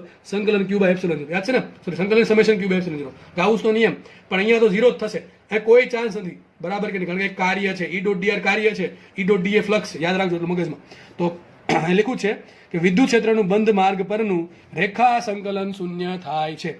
જ્યારે કોઈ પણ ક્ષેત્ર માટે યાદ રાખજો એક નિયમ છે કે કોઈ પણ ક્ષેત્ર માટે બંધ માર્ગ પરનું રેખા સંકલન જો શૂન્ય થતું હોય તો એવા ક્ષેત્રને સંરક્ષી ક્ષેત્ર કહેવાય. આપણું વિદ્યુત ક્ષેત્ર એવું છે કે જેનું બંધ માર્ગ પરનું રેખા સંકલન શૂન્ય થાય છે, એટલા માટે વિદ્યુત ક્ષેત્ર છે એ સંરક્ષિત ક્ષેત્ર છે. સેમ ટુ સેમ વસ્તુ આવી ગુરુત્વીય ક્ષેત્ર માટે થાય. ગુરુત્વીય ક્ષેત્રનું પણ બંધ માર્ગ પરનું રેખા સંકલન 0 થાય, એટલા માટે ગુરુત્વીય ક્ષેત્ર પણ સંરક્ષિત ક્ષેત્ર છે. તમને વિદ્યુત ક્ષેત્રની જગ્યાએ ઘર્ષણ બળ કે ઘર્ષણ બળ, તો ઘર્ષણ બળનું બંધ માર્ગ પરનું રેખા સંકલન શૂન્ય ના થાય, સંકલન શૂન્ય થાય નહીં. એટલે ઘર્ષણ બળ છે એ સંરક્ષી બળ નથી. ઘર્ષણ બળ સંરક્ષી બળ નથી. શાંતા બળ છે શાંતા બળ યાદ કરો, તરલમાં આવ્યું હતું, બરાબર છે? એ શાંતા બળ પણ સંરક્ષી ક્ષેત્ર નથી. સંરક્ષી ક્ષેત્ર સાબિત કરવું તમારે આવું સાબિત કરવું પડે કે એનું રેખા સંકલન કરવાનું. સંરક્ષી ક્ષેત્ર સંરક્ષી બળ, બરાબર, એનું રેખા સંકલન કરવાનું. બંધ માર્ગ પરનું જોઈએ 0 આવે તો સંરક્ષી ક્ષેત્ર તો સંરક્ષી બળ હશે, 0 નહીં આવે તો સંરક્ષી ક્ષેત્ર નહીં હોય, બરાબર કે નહીં? તો સંરક્ષી બળ નહીં હોય. તો આવા પ્રશ્ન પૂછે તમને, વિદ્યુત ક્ષેત્ર સંરક્ષી ક્ષેત્ર છે તો હા, ગુરુત્વીય ક્ષેત્ર સંરક્ષી ક્ષેત્ર છે તો કે હા, ઘર્ષણ બળ સંરક્ષી ક્ષેત્ર છે, સોરી ઘર્ષણ બળ છે સંરક્ષી બળ છે ના, શાંતા બળ છે સંરક્ષી બળ છે ના, બરાબર છે? આ બધી વસ્તુ ખ્યાલ રાખવી. તમને બધું A to Z બધી જ વસ્તુ આજે કહી દીધી છે. નેક્સ્ટ લેક્ચરમાં આપણે દાખલાની પ્રેક્ટિસ કરશું અને નવા ટોપિકની શરૂઆત કરશું. ધન્યવાદ. જય હિન્દ.